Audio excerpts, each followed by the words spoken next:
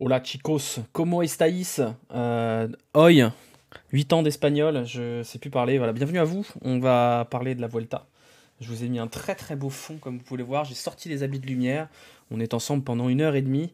Le fond, ouais, j'ai décidé que plutôt d'avoir en fond les chats et ma chambre, avant qu'elle soit redécorée un jour ou l'autre, on allait mettre des fonds de merde, parce que sinon regardez c'est un peu terne quand même, hein. C'est pas ouf, il y a un chat, c'est vachement plus marrant si on met une paella quand même. Voilà, pas cliché le fond. Ah non, on va être dans les clichés à fond là. Bienvenue du coup pour cette preview de la Vuelta, le moins bien des grands tours. Un grand tour où sportivement c'est pas génial, mais au moins on rigole bien. On va détailler ensemble le parcours, les 21 étapes de ce Tour d'Espagne 2022 et surtout on va faire un tour sur la start list parce que pour le coup la start list est plutôt sympa. On a beaucoup de gros coureurs au départ de cette Vuelta, beaucoup d'inconnus sur certains, beaucoup de potentiels prétendants à la victoire, au top 5, au top 10. Masterclass, le stream Twitch sans sponsor dont on ne doit pas citer le nom sinon le ratio. Ah oui ça d'accord, oui bah écoute sinon il n'y aurait pas de contenu vélo hein, s'ils n'étaient pas là. Donc non, non, de toute façon, le problème est réglé vu qu'ils sont plus partenaires, Yaman. Donc tu peux être ravi, l'OL n'a plus de partenaires. Tu peux regarder sur la page des partenaires, ils y sont plus. Donc voilà. La Vuelta, c'est l'autre consolation des grands tours. Ouais, c'est un peu le déstockage, si vous voulez. On met tous les coureurs qui ont un peu foiré leur saison, on les met sur la Vuelta. Ceux qui n'ont pas assez gagné, on les met sur la Vuelta. Quand on veut gagner des puntos pour le maintien UCI, on les met sur la Vuelta. Ceux qui sont en fin de contrat dont on ne sait pas quoi faire, on les met sur la Vuelta aussi. C'est un peu rigolo. Vous allez voir, il y a des équipes qui ont mis un line-up genre vraiment. Oh, bah, si, on s'en fout, donc on met les jeunes. On parle de l'auto notamment. Vous allez voir que la Movistar, c'est un line-up de 100%. On veut absolument se maintenir en World Tour. C'est assez rigolo. Tu pourrais expliquer pour ceux qui connaissent pas quand même. Alors, la Vuelta, c'est quoi? La Vuelta, c'est le Tour d'Espagne, tout simplement. Il y a 3 grands tours dans la saison cycliste, pour ceux qui sont novices en vélo. 3 grands tours. Vous avez le Tour d'Italie qui a lieu en mai, le Tour de France, bien évidemment, qui a lieu en juillet. Et derrière, vous avez la Vuelta, qui parfois change un peu de date en fonction des événements, des JO, de tout ça. Ah putain, attendez, j'ai mes copies qui s'envolent là. Non, parce que ce que vous voyez pas, c'est que là, il y a un beau fond paella mais j'ai rien rangé et du coup là il y a des copies de partiels que j'ai pas encore corrigées donc je vais les ranger. Je vais les ranger. J'aurais dû faire ça avant, je suis un débile. Voilà, on va mettre le ballon d'Adbir dessus. Très beau ballon, hein. Merci Decathlon de me l'avoir offert, même si je suis absolument nul en foot. Le Tour de France espagnol, oui c'est ça, le Tour de France espagnol, 21 étapes, et le Tour d'Espagne qui évidemment comme son nom l'indique s'élancera cette année des Pays-Bas.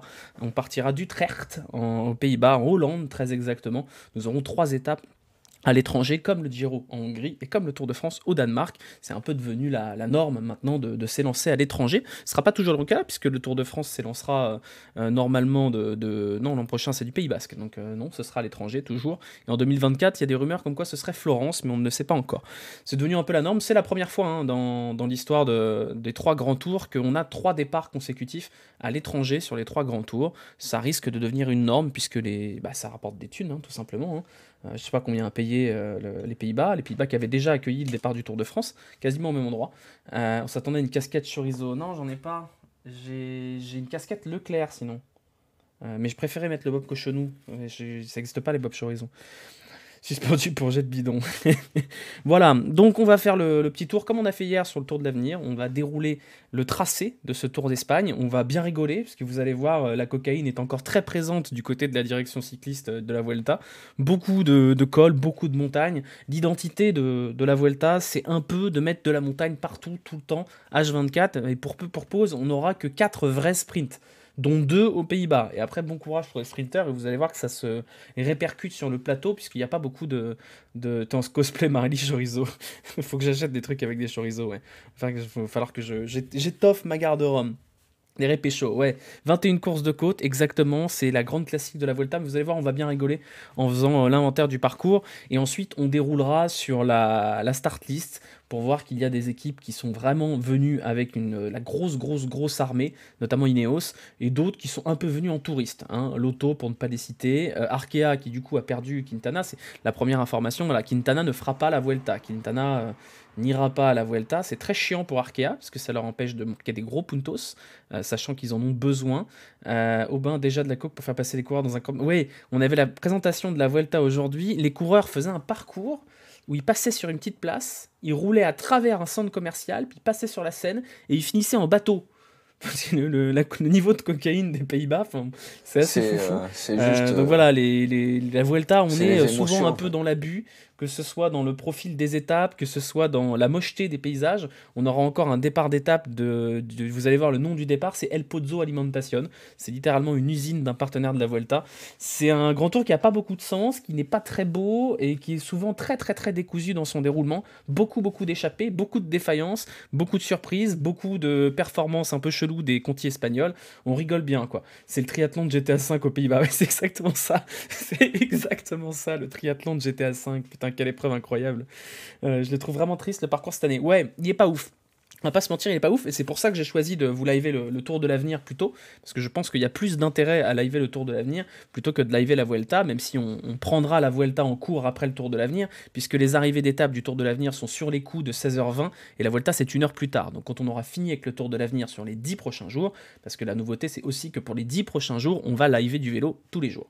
Donc voilà, on sera là, soyez là, si vous bossez tant mieux, ça vous occupera au boulot, si vous êtes en vacances tant mieux, ça vous occupera en vacances. Beaucoup de spectacles pour donner le maillot rouge à Roglic. Mais attends.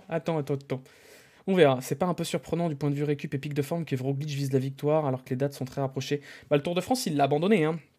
Il a pas fait tout le Tour de France. Hein. En parlant cocaïne, il passe pas dans le Wanda Metropolitano à la mi-temps d'un match. J'avais entendu l'histoire. Moi aussi, mais je sais pas où ça en est. Je sais pas où ça en est. Et en l'occurrence, l'arrivée de la Vuelta, ce sera le 11. Et faut que je regarde calendrier Atlético. Je crois pas que ce soit au programme. Hein. Calendrier Atlético, bah si, Atlético Madrid, Celta Vigo, c'est à 18h30 de 11. Donc peut-être, hein, peut-être qu'ils vont faire ça, je sais pas. Ça a été abandonné pour cette année, nous dit Clément. Merci pour ton Prime, merci beaucoup. Vu qu'on a la SNCF comme partenaire, on a décidé de faire une étape sur les rails de Madrid-Barcelone. Ah non, mais la Vuelta, s'ils avaient un sponsor en pompe funèbre, ils feraient passer les cyclistes, ils feraient une arrivée d'étape dans un cimetière. C'est grandiose, vraiment, la Vuelta, c'est grandiose là-dessus. Ça n'a aucun sens, vraiment, ils vont partir. Le départ d'étape, c'est comme si le départ d'étape s'appelait, je sais pas, Carrefour Montesson, quoi. Voilà, c'est ça, c'est El Pozo Alimentación, c'est littéralement ça. C'est comme si on avait voilà, un départ d'étape à Géant Casino ou quelque chose comme ça, c'est assez fou. Merci Tex pour l'abonnement, mais hello again, hello à toi aussi. Il a abandonné 14e étape, ouais, non mais Roglic peut avoir la forme. Il y a toujours un point d'interrogation, mais on verra. On va faire cette start list dans l'ordre. Qu'est-ce que vous préférez faire en premier, la start list ou le parcours? Dites-moi. À l'inverse, la Roubaix de Roubaix dans le siège de la Redoute. Ouais, c'était un peu ça, ouais. Ouais, quel enfer d'ailleurs. Ça, c'est de la bonne culture vélo. Vous préférez quoi, la start list ou le parcours d'abord? Est-ce qu'on fait comme hier? Est-ce qu'on commence par le parcours? La start list d'abord? La start list? Allez, la start list d'abord. Alors, hop, on va passer en mode média pour que vous puissiez voir le parcours de cette Vuelta. Bon, il n'y a pas grand-chose hein, de très original. On partira donc des Pays-Bas, ce qui est déjà pas mal original, pour arriver au nord et redescendre par le centre, par l'Andalousie, le sud de l'Espagne pour remonter tranquillement vers Madrid. Je vous avoue que je n'y connais pas grand-chose en géographie espagnole. C'est pas un pays que je connais très très bien. Donc voilà, c'est pas, je vais pas faire le grand spécialiste de l'Espagne. Starty, j'attends que ça depuis ce matin. J'espère bien que t'attends que ça. Voilà en tout cas pour le parcours de ce Tour d'Espagne 2022. Hop là, on va le dégager et on va attaquer tout de suite la start list. Alors attendez, parce que là du coup sur l'interface j'ai la start list. Voilà, c'est bon. Hop. Ça arrive. Alors je vous ai surligné, hein, mais pas les mêmes codes couleurs que le Tour de l'Avenir, puisque vous le savez, le maillot de leader de la Vuelta, il est rouge. Donc en rouge, vous avez les prétendants potentiels au classement général. Techniquement, les Pays-Bas, c'était l'Espagne. Oui, mais il y a très très longtemps. Hein. Je vous ai mis, alors le code couleur, écoutez, hein, sinon vous allez me faire répéter. En rouge, vous avez les candidats déclarés au classement général, ou en tout cas assez évidents. En orange, vous avez le point d'interrogation, c'est-à-dire est-ce que ces coureurs joueront le général ou pas. En bleu, vous avez les chasseurs d'étapes, ceux qui seront là pour chasser les étapes, les punchers, les gros rouleurs, les gros coureurs, voilà, les Bob Jungels, quoi, qui seront probablement pas là pour jouer un top 10 au général, mais sur lesquels il faudra compter. Je vous ai mis tous les mecs un peu à garder sous les yeux en bleu.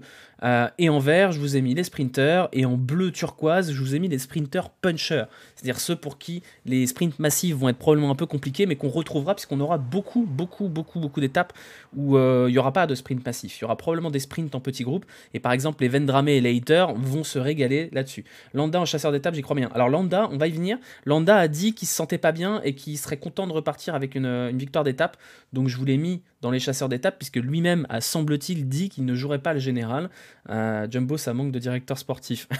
Oui, c'est vrai, effectivement. Alors on va commencer par Jumbo-Visma, puisque vous voyez que c'est tout autour de Primoz Roglic. On n'aura pas vraiment de doute sur le leadership pour cette année. Primoz Roglic qui vient avec une équipe qui n'est pas si ouf que ça. Il y a les quelques soldats habituels, on aura Sam Oomen, on aura Sepp Kuss, on aura Robert Gesink, mais c'est à peu près tout. On voit qu'on a mis des billes pour aller essayer de gagner le contre-la-montre par équipe de demain, puisqu'on aura Eduardo Affini, Juan Denis, qui sont des excellents rouleurs, et Mike Tennyson également. Je vous ai mis également... Il n'y a pas Magnus Kortinsen, oui, triste. Je vous ai mis également Mike Tennyson en sprinter, même si en vrai, je ne suis pas certain que Mike Tennyson aille faire les sprints. Après, le plateau est tellement tristounet en termes de sprinter pur que je ne serais pas étonné que Mike Tennyson aille jouer la gagne de temps en temps. Denis est très bon sur des cols à 5-6% comme il a fait cette année. Oui, non, mais Denis sera un bon atout en montagne, on verra la forme qu'il peut avoir. Maintenant, c'est pas la grosse équipe, il n'y a pas du Kruijswijk, il n'y a pas du Vingegaard, c'est normal, on ne peut pas les mettre partout. Mais bon, voilà, Roglic est peut-être un peu moins bien entouré qu'il a pu l'être par le passé. Tu peux surligner les gars qui abandonnent à 12e étape pour préparer les mondiaux. T'as mis Padoun en bleu pour la blague. Tout à fait, j'ai mis Padoun en bleu pour la blague. Attendez, je vais encore fermer mon WhatsApp. Hop, 2 secondes. Tac. Donc, Jumbo-Visma, 2 coureurs à noter, donc Primoz Roglic qui est l'ultra favori de cette Vuelta, il est coté à 2,75, et Mike Tennyson éventuellement sur des arrivées en petit comité après une ou deux bosses, mais c'est à peu près tout, je pense pas qu'on aura d'autres grands coureurs à noter, peut-être Juan Denis qui sera là également je pense pour préparer le mondial du contre-la-montre, puisqu'il est parmi les favoris également. Question conne, comment on décide de quelles équipes participent au grand tour? Alors, je vais t'expliquer. Si Padoun gagne une étape, je saute par la fenêtre. Attention, attention Arwen. Attention, c'est noté ça. Comment on décide qui participe au Grand Tour? C'est très simple. Vous avez les équipes World Tour qui sont obligées de participer au Grand Tour. Donc vous avez toutes les équipes World Tour qui participent. Et ensuite, vous avez des invitations. Donc là, par exemple, les invitations, il y en a 4, si je dis pas de bêtises. Vous avez Burgos, vous avez Cairn Pharma, vous avez Euskaltel et Arkea Samsic. C'est bien ça, 5, attends, Alpecin. Non, 4, ouais, parce qu'Alpecin est automatiquement éligible. Ils sont pas encore en World Tour, si je dis pas de bêtises. Alpecin, si, cette année, ils sont en World Tour. Non, ils sont pas encore en World Tour, c'est l'an prochain. Donc vous avez les invitations. Les invitations sont données déjà à l'équipe qui a la priorité, c'est-à-dire l'équipe qui a fini en tête du classement 2e division, le classement continental, a le droit de participer à toutes les courses auxquelles elle veut. Et derrière, vous avez des invitations qui sont à la discrétion de l'organisateur, qui les donne un peu comme il veut. Donc ils ont invité Arkea Samsic, probablement pour Quintana, pas de bol. Alpecin, c'est Arkea qui a l'invite automatique. Pardon, oui, je confondais. Arkea a l'invite automatique. Alpecin, pourquoi Alpecin World Tour? Mais non, ils sont pas en World Tour encore, c'est l'an prochain. Ils ont refusé le World Tour. J'ai un doute là. Non, ils sont toujours en Conti. Voilà, c'est ça. C'est ça. Alpecin, ils avaient la Prio Conti Pro. Ben bref, on s'en fout, c'est pas la question. Donc en gros, vous avez les invitations. On voit bien qu'on est sur la Vuelta. Oui, oui, on voit bien. Alpecin et Arkea ont l'invitation, et derrière vous avez 3 équipes qui sont invitées, qui sont des équipes Conti Pro espagnoles, qui sont pas ouf, on va pas se mentir. Mais bon, est-ce qu'elles sont moins ouf que BNB? Est-ce qu'elles sont moins ouf que Dronhopper? C'est pas sûr. C'est pas Alpecin qui fait tous les World Tours. Attends. Quelle est grande... D'accord, ok. Bon, bref, c'est pas très clair tout ça, mais c'est pas grave, on s'en fout. Donc voilà, vous avez les invitations qui sont un peu à la discrétion de l'organisateur. C'est pour ça qu'on voit un peu de folklore sur la Vuelta. On voit des mecs de Burgos, de Cairn Pharma, de Euskaltel. Sur l'Italie, vous avez Dronhopper, vous avez Bardiani qui sont invités, et compagnie. Je débloque, c'est pas comme ça. Si, c'est comme ça sur le Tour de France aussi. Si, c'est comme ça sur le Tour de France. C'est pour ça que sur le Tour de France, tu retrouves BNB. BNB est une équipe qui n'a pas le niveau World Tour, et pourtant ils sont invités sur le Tour de France. Les invitations, c'est sur toutes les courses World Tour, elles donnent des invitations. Donc voilà, non, c'est comme ça. Total Energy est invité aussi sur le. C'était bien ça, c'était Total qui était invité aussi. Enfin bref, voilà. Nous on a bien la BNB, effectivement. Il était question d'inviter Uno X, on n'avait pas invité Uno X. Je suis en train de regarder qui était invité du côté du Tour de France, je sais plus. Je parlais de numéro de dossard. Ah, les numéros de dossard, je sais pas. Les numéros de dossard, je sais pas comment c'est défini. Alors le premier évidemment c'est le vainqueur, c'est le tenant du titre. Après le reste je sais pas comment c'est défini l'ordre des équipes. Là j'imagine que c'est tout simplement l'ordre alphabétique hein, qui a primé. On est d'accord? C'est l'ordre alphabétique qui prime. Ouais bah oui on est con aussi, c'est ça. C'est l'alphabet. On est con. BNB est une équipe qui a comme leader Pierre Roland. Non c'est Franck Bonamour mais bon c'est pareil. Hein. Après ils ont pas été dégueulasses mais bref c'est pas la question. Donc dans l'ordre. Passons. AG2R Citroën, je vous ai mis Bob Jungels en bleu en chasseur d'étape, à voir s'il a les mêmes jambes que sur le Tour de France et que maintenant qu'il a signé son contrat pour l'an prochain, est-ce qu'il aura envie de se défoncer comme il s'est défoncé sur le Tour de France? On verra. Bob Jungels qui signera chez Bora, hein, vous avez suivi. Je vous ai mis Andrea Vendrame en sprinter puncher. On sait qu'Andrea Vendrame sur les sprints normaux ça le fera pas, mais il y aura beaucoup d'étapes où je pense que Vendrame soit peut-être soit échappé, soit dans un petit groupe. Donc ça peut être intéressant. Alphabetic World Tour, puis Alphabetic Pro Conti, on est d'accord. Jumbo avec 4 DS, je sais pas, ça c'est Pro Cycling Stats, peut-être qu'ils se sont plantés. Hein. Leur étape 2 sur le Tour de France, ça reste comme une belle humiliation. Oui, on va pas faire le débrief du Tour de France, mais c'est vrai que bon, c'était pas ouf. Je vous ai mis Ben O'Connor. Ben O'Connor, pourquoi je vous l'ai mis en orange? Parce que je sais pas ce que va faire Ben O'Connor après son Tour de France qui a été très très chaotique, très très laborieux. À voir si Ben O'Connor retrouvera un niveau correct. Est-ce qu'il sera là pour aller chercher des étapes? Est-ce qu'il sera là pour jouer le général?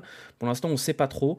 On va voir. Chez AG2R, on gardera aussi un œil sur Clément Champoussin, qui a donc signé chez Arkea pour l'an prochain. Chez Clément Champoussin, il y a une carte à jouer pour lui, avec toutes les étapes montagneuses qu'il y aura. Peut-être que Champoussin aura la voie libre si Ben O'Connor ne joue pas le général pour aller se balader un petit peu en montagne. Nance Peters peut en claquer une. Alors Nance Peters, la saison est pas folle du côté de Nance Peters. Il n'y a quasiment aucun top 10, si ce n'est même zéro top 10 dans la saison.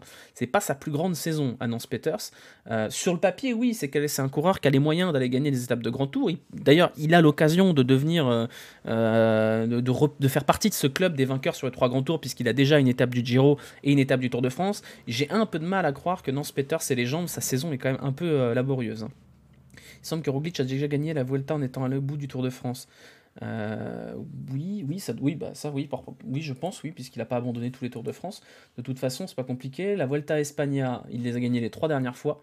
2019, 2020, 2021. Là, il court pour une 4e couronne d'affilée. Et sur le Tour de France, en 2021, non, il avait abandonné. En 2020, il était allé au bout, il avait fait 2e. Et en 2019, il avait fait le Giro. Donc non, une seule fois, il a réussi. Mais bon, après, faire le doublé, effectivement, c'est très rare, c'est très compliqué. Mais est-ce qu'en 2020, c'était pas un peu plus tard aussi? Bah si, c'était beaucoup plus tard. Quoique non, c'était pas plus tard, c'était un mois après, parce que c'était l'année Covid. Mais bon, l'année Covid, est-ce qu'elle compte vraiment? Je suis pas sûr qu'elle compte vraiment. Hein. Mais bref. Voilà, bref, pour AG2R, Clément Champoussin, on verra Jaakko Hänninen qui a fait un bon tour de l'Ain, même si bon... c'est pas l'équipe of all time. On a des bons coureurs, hein. On a des bons coureurs qui vont probablement être dans les échappées tout le temps. On pourra faire le jeu du coureur dont on va jamais entendre de nom à télé. Oui, on va le faire après. Hänninen, pourquoi pas. Après, c'est pas les coureurs qui vont jouer le classement général, c'est les coureurs qui seront là pour les échappées du côté d'AG2R. Des bons coureurs, hein. Champoussin, Hänninen, Peters, Prodhomme, c'est des coureurs qui ont déjà perfait, qui sont déjà intéressants. Antoine Rogel remplace au dernier moment Dorian Godon qui a chopé le Covid, malheureusement pour lui. Mais voilà, on est sur une équipe un peu, très polyvalente et très cohérente avec le parcours. On n'a pas de sprinter, on a des baroudeurs, on a beaucoup de coureurs qui vont aller dans les échappées. Une année où Tao Gegenhardt gagne un grand tour ne compte pas, certes. Tour de France en septembre, Vuelta en octobre. Ouais, je suis pas sûr que ça compte vraiment, ça. Derrière, une 3e équipe, Astana. Alors Astana, on a un gros point d'interrogation sur Miguel Angel Lopez. Quelle est la forme de Miguel Angel Lopez? C'est vraiment, s'il y a bien un coureur dans le peloton qui souffle le chaud et le froid, c'est bien Miguel Angel Lopez, qui a fait 3e de la Vuelta à Burgos il y a quelques semaines. Mais alors sinon, le reste de sa saison est quand même assez désastreux. On avait un bon tour d'Andalousie en début de saison, puis derrière, pouf, disparu. Il y avait ces histoires un petit peu cheloues de contrôle à la douane qu'on a pris pour une enquête pour dopage et tout ça, enfin des histoires un peu tristounettes. Est-ce qu'ils sont payés par Astana? Je ne sais pas, Perlan. Voilà, attention aux douaniers également, effectivement. Bon, Astana, c'est toujours un peu pareil, c'est-à-dire qu'on est sur une équipe qui fait une saison absolument catastrophique. Le moral a vraiment pas l'air au beau fixe. Encore un coup avant de donner la dernière pas. Voilà, donc Miguel Angel Lopez vient un peu ici pour se relancer. Il y a toujours une année de contrat chez Astana pour sauver un peu sa saison. On verra, hein, Miguel Angel Lopez, il est parfaitement capable d'abandonner à la 3e étape, comme de faire 3e. Hein. Donc, point d'interrogation sur Miguel Angel Lopez, même si je pense qu'il viendra jouer le général. Lopez voit pas Madrid, cote à 1,0 à 0,8, oui, exactement. Exactement. Pour le reste de l'équipe Astana, on aura quand même le dernier grand tour de Vincenzo Nibali. Je pense pas que Nibali viendra jouer le classement général, mais Nibali, je pense qu'on le verra en échappée. S'il pouvait s'offrir une dernière grande victoire avant la retraite, ce serait sympa pour lui. Donc je pense qu'on verra Nibali à l'avant. Je vous ai mis David de la Cruz, même si sa saison est quand même un peu dégueulasse aussi, à David de la Cruz. Une saison un peu transparente avec comme point d'orgue une deuxième place derrière Thibaut Pinot au Tour des Alpes. C'est quand même un coureur à garder en tête. Il est chez lui, c'est en Espagne. Voilà, je vous l'ai surligné. Et je vous ai mis Lutsenko en orange, parce que Lutsenko, un peu dans l'ombre, a quand même réussi à taper un top 10 du Tour de France.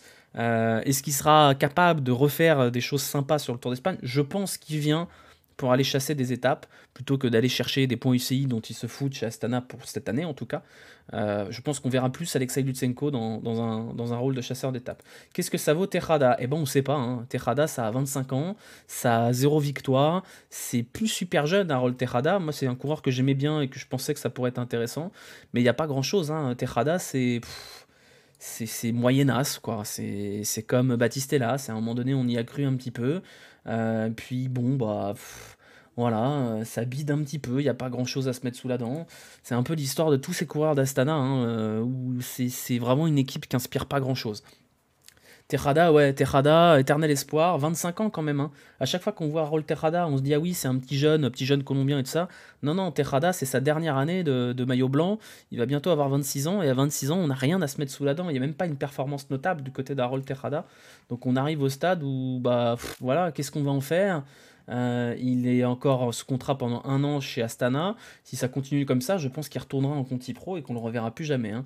Battistella, c'est pas le champion du monde espoir en titre, il est encore jeune. En titre, non. Battistella, il était champion du monde il y a 2 ans, non? 3 ans? En 2019. 2019, Battistella. C'est pareil, hein, Battistella, il n'y a pas de grandes performances notables. Je suis en train de regarder, là, on a des classements généraux de courses de second rang. 7ème place sur le Tour de la Provence, 7ème place sur le Tour de Pologne. C'est pas mal dans l'absolu. Mais c'est pas encore au niveau des meilleurs, quoi. Donc bon, ça peut être intéressant. Je pense que Battistella, on le reverra à l'avant et ce sera un client éventuellement pour des échappées. Tejada, c'est le Lucas Vasquez du vélo. Ouais, c'est un peu ça. Ouais. C'est un peu dans cette idée-là. Je vous cite pas Fedorov et Pronsky qui sont un peu anecdotiques sur le papier. Bon, Astana, c'est pas la grosse équipe dans l'absolu. Avoir 26 ans et s'entendre dire qu'on sait pas quoi faire de toi, c'est dur la vie.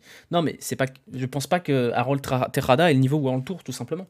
Je pense qu'il s'éclatera en allant dans des Conti Pro, soit espagnoles, soit sud-américaines. Mais je pense pas qu'Harold Tejada ait le niveau World Tour un jour, malheureusement. Plus grande action de Tejada, attaque au pied du Chalet Reynard lors de la Provence 2021. Ouais, putain, c'est une sacrée. T'as une sacrée mémoire, hein. El Tabasser, il fallait être là plus tôt. Le code couleur, on a déjà détaillé. Bahreïn, pour le coup, c'est pareil. Un peu un point d'interrogation sur l'équipe Bahreïn qui sort d'un Tour de France dégueulasse, mais qui s'est un peu refait la cerise, hein, depuis. Qui a fait une bonne Vuelta à Burgos avec 2 victoires, avec Mateusz Govekar pardon, et Santiago Buitrago. C'est pas trop mal, Bahreïn, ça revient un peu dans les bonnes grâces. Maintenant, plusieurs points d'interrogation. On a 3 coureurs qui sont des excellents grimpeurs. Santiago Buitrago, vous vous rappelez? Santiago Buitrago qui a fait des belles perfs cette année. Vainqueur d'étape. Attendez, pardon. Santiago Buitrago, vainqueur d'étape sur le Tour d'Italie, qui avait fait un très très bon Tour d'Italie, et qui a gagné une étape sur le Tour de Burgos aussi. Donc voilà, est-ce que Buitrago viendra jouer le général ou pas? Je pense pas, on verra. Podium de Madère, je l'annonce. Voilà, c'est pour ça que je vous ai mis Madère en orange. Mikel Landa a dit en conférence de presse qu'il se sentait pas bien, qu'il était mal à l'aise, et qu'il signerait tous les jours pour une victoire d'étape. Donc est-ce que Mikel Landa jouera le général ou pas? J'ai tendance à croire que oui, mais lui il dit que non. Donc voilà. Pour refaire le code couleur, El Tabasseur, rouge, favori du général, orange, outsider du général, vert, sprinter, bleu turquoise, sprinter puncher, et en bleu, les coureurs à surveiller. Luis Leon Sanchez vous l'ai mis parce que c'est pareil, c'est un peu le barreau d'honneur de Luis Leon Sanchez, et on a vu sur le Tour de France que Luis Leon Sanchez n'était pas encore mort, hein. Luis Leon Sanchez a de bonnes jambes, sur l'étape de Mende ou de Megève, je sais plus laquelle c'était, il était pas loin de gagner. Donc voilà, je vous ai mis Luis Leon Sanchez, et je vous ai mis Fred Wright qui est pas parmi les meilleurs. Pardon, qui n'est pas parmi les meilleurs sprinteurs du peloton, mais qui est un excellent coureur, Fred Wright. Ça peut être le grand tour de la révélation. Fred Wright qu'on devrait voir peut-être souvent en échappée dans des étapes un peu cabossées, cette espèce d'épouvantail de coureurs dont c'est très difficile de se débarrasser et qui va très très vite au sprint. J'aurais peut-être pu le mettre en bleu turquoise, c'est vrai, parce que sur les sprints purement massifs, ça va être compliqué. Mais voilà, c'est un coureur qui est en train de vraiment d'exploser. Fred Wright, il a 23 ans, ça devient une valeur sûre du peloton. Et moi, je suis très curieux de le voir à l'œuvre sur ce Tour d'Espagne. Fred Wright, dont le prénom est Alfred. Oui, effectivement. Fred Wright, c'est plus un rouleur qu'un sprinter. C'est un sprinter puncher qui sait un peu tout faire, hein. Fred Wright, vous l'emmenez dans un groupe de 6 en échappée, il gagne au sprint, hein. Évidemment qu'il va pas gagner de sprint massif, c'est pour ça que je me suis un peu planté sur la couleur, j'aurais dû mettre bleu turquoise. Wright peut faire une Magnus, oui, c'est un peu le même genre de coureur que Magnus Cort Nielsen, peut-être un peu moins bon grimpeur et un peu meilleur rouleur, mais c'est un peu ces mêmes esprits-là, hein. Fred le légendaire, effectivement. Belle équipe du côté de Bahreïn. Je vous ai pas surligné Zambanini, Sutterlin et Woodpools qui, à mon avis, sont moins notables. Sutterlin, on gardera un œil pour les contre-la-montre, mais c'est quand même un second, voire un troisième couteau des rouleurs. Et Woodpools, bon, bah, c'est toujours pareil avec Woodpools, c'est-à-dire il y a des jours où ça va et des jours où ça va pas. Alors que Venturini fait toujours troisième d'un groupe. Oui, Clément Venturini, ça devient un peu le José Joaquin Rojas français. Oui. On enchaîne. Bora. Bora, deux beaux plans. On a vraiment un plan sprinter où on aura la doublette Bennett-Van Poppel. Van Poppel qui a fait 4 des championnats d'Europe et qui sait sprinter. On l'a vu sur le Tour de France, il a fait des belles performances. Et de l'autre, on aura Sam Bennett qui souffre toujours le chaud et le froid. Donc on aura 2 belles cartes sur les sprints. Alors après, vous allez voir quand on va faire le parcours qu'il y aura vraiment très très très peu de sprints favorables à du Sam Bennett ou du Danny Van Poppel. Ils auront vraiment, allez quoi, 4 étapes à jouer et puis basta, hein. Et encore, c'est même pas sûr qu'il y en ait 4, c'est 3,5, hein. Bora a plus de leaders que les autres équipes réunies. Oui, logiquement, Bora, ça devrait courir pour Jay Hindley. C'est logique sur le papier que ce soit Jay Hindley qui soit leader de cette équipe, puisqu'il est quand même auréolé d'un Tour d'Italie. Autour de lui, on a des bons coureurs, on a des bons rouleurs, donc pour le contre-la-montre par équipe ou pour le contre-la-montre tout court, qui sont Ryan Mullen et Jonas Kor.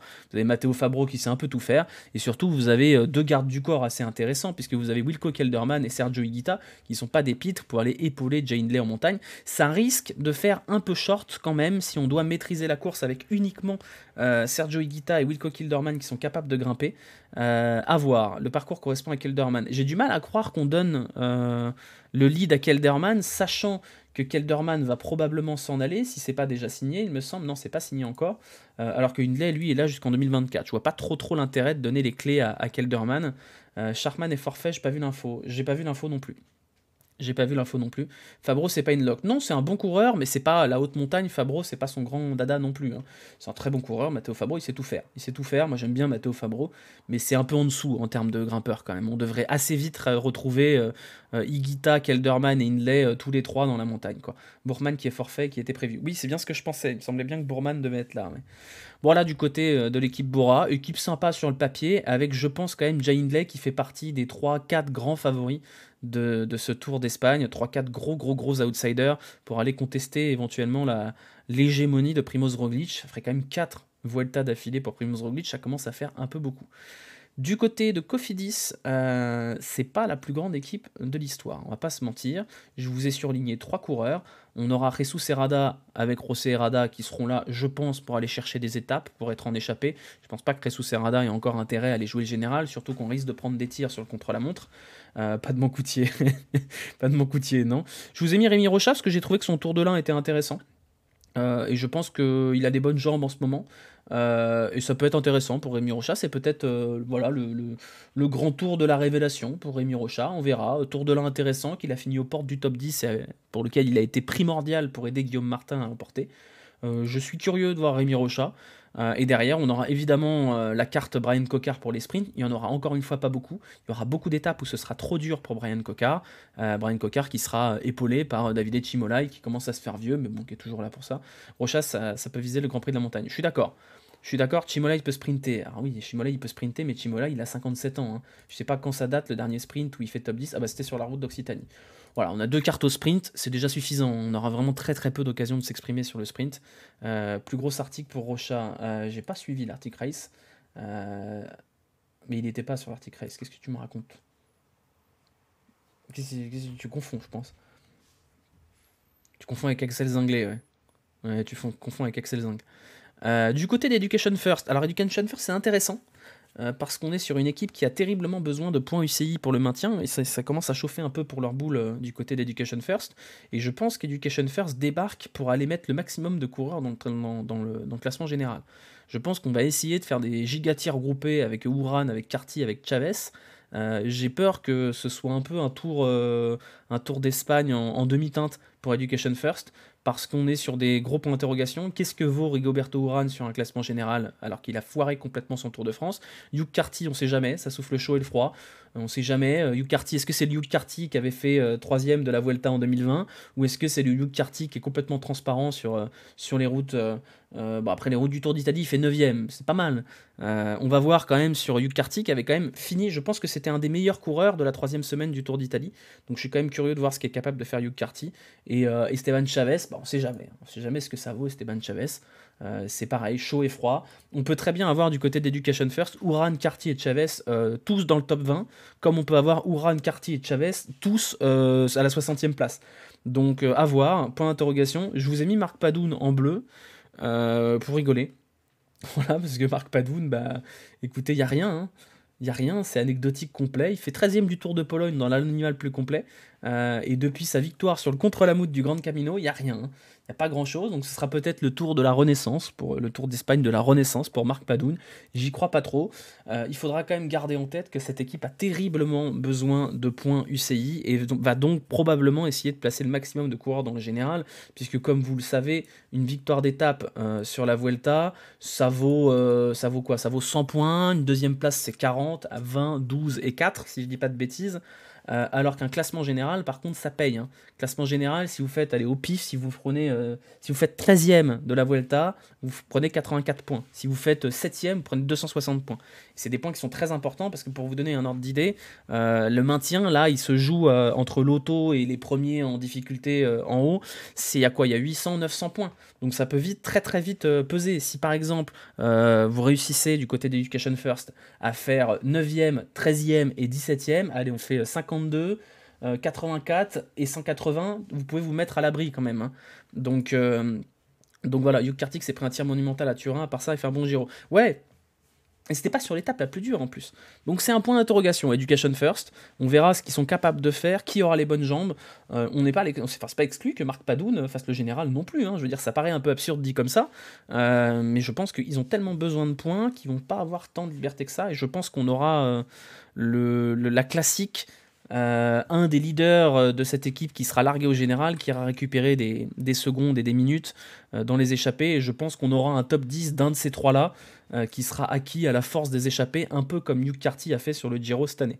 Voilà du côté d'Education First, surtout que la loto pour le général, bon, c'est pas là où ils vont marquer des points. On en parlera après de la loto parce que c'est rigolo comme line-up, c'est très rigolo même.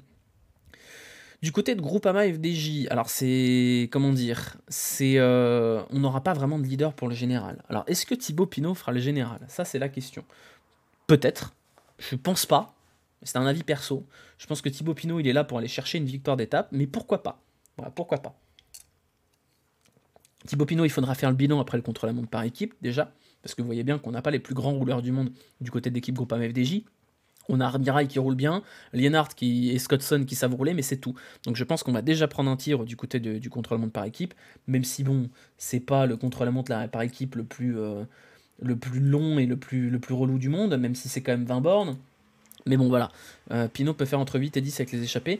Je pense que Pinot, il sera là pour aller chercher des étapes, mais qu'il va se tester sur les premières étapes de montagne, et si ça tient, pourquoi pas. Mais je serais quand même surpris qu'il s'accroche, parce que ça va quand même être dur. Je pense que Pinot, il a plus envie d'aller se faire chier, à s'arracher la gueule, pour faire 4, 5 ou 6, parce que ça paraît quand même compliqué d'aller chercher Primoz Roglic, d'aller chercher Remco Evenepoel, surtout avec le contre-la-montre. Je pense que Pinot, il va aller en chercher une, voire deux, un peu comme David Gaudu avait fait double vainqueur d'étape. Et je pense que tout Groupama FDJ est là pour aller mettre le maximum de peuple dans l'échappée.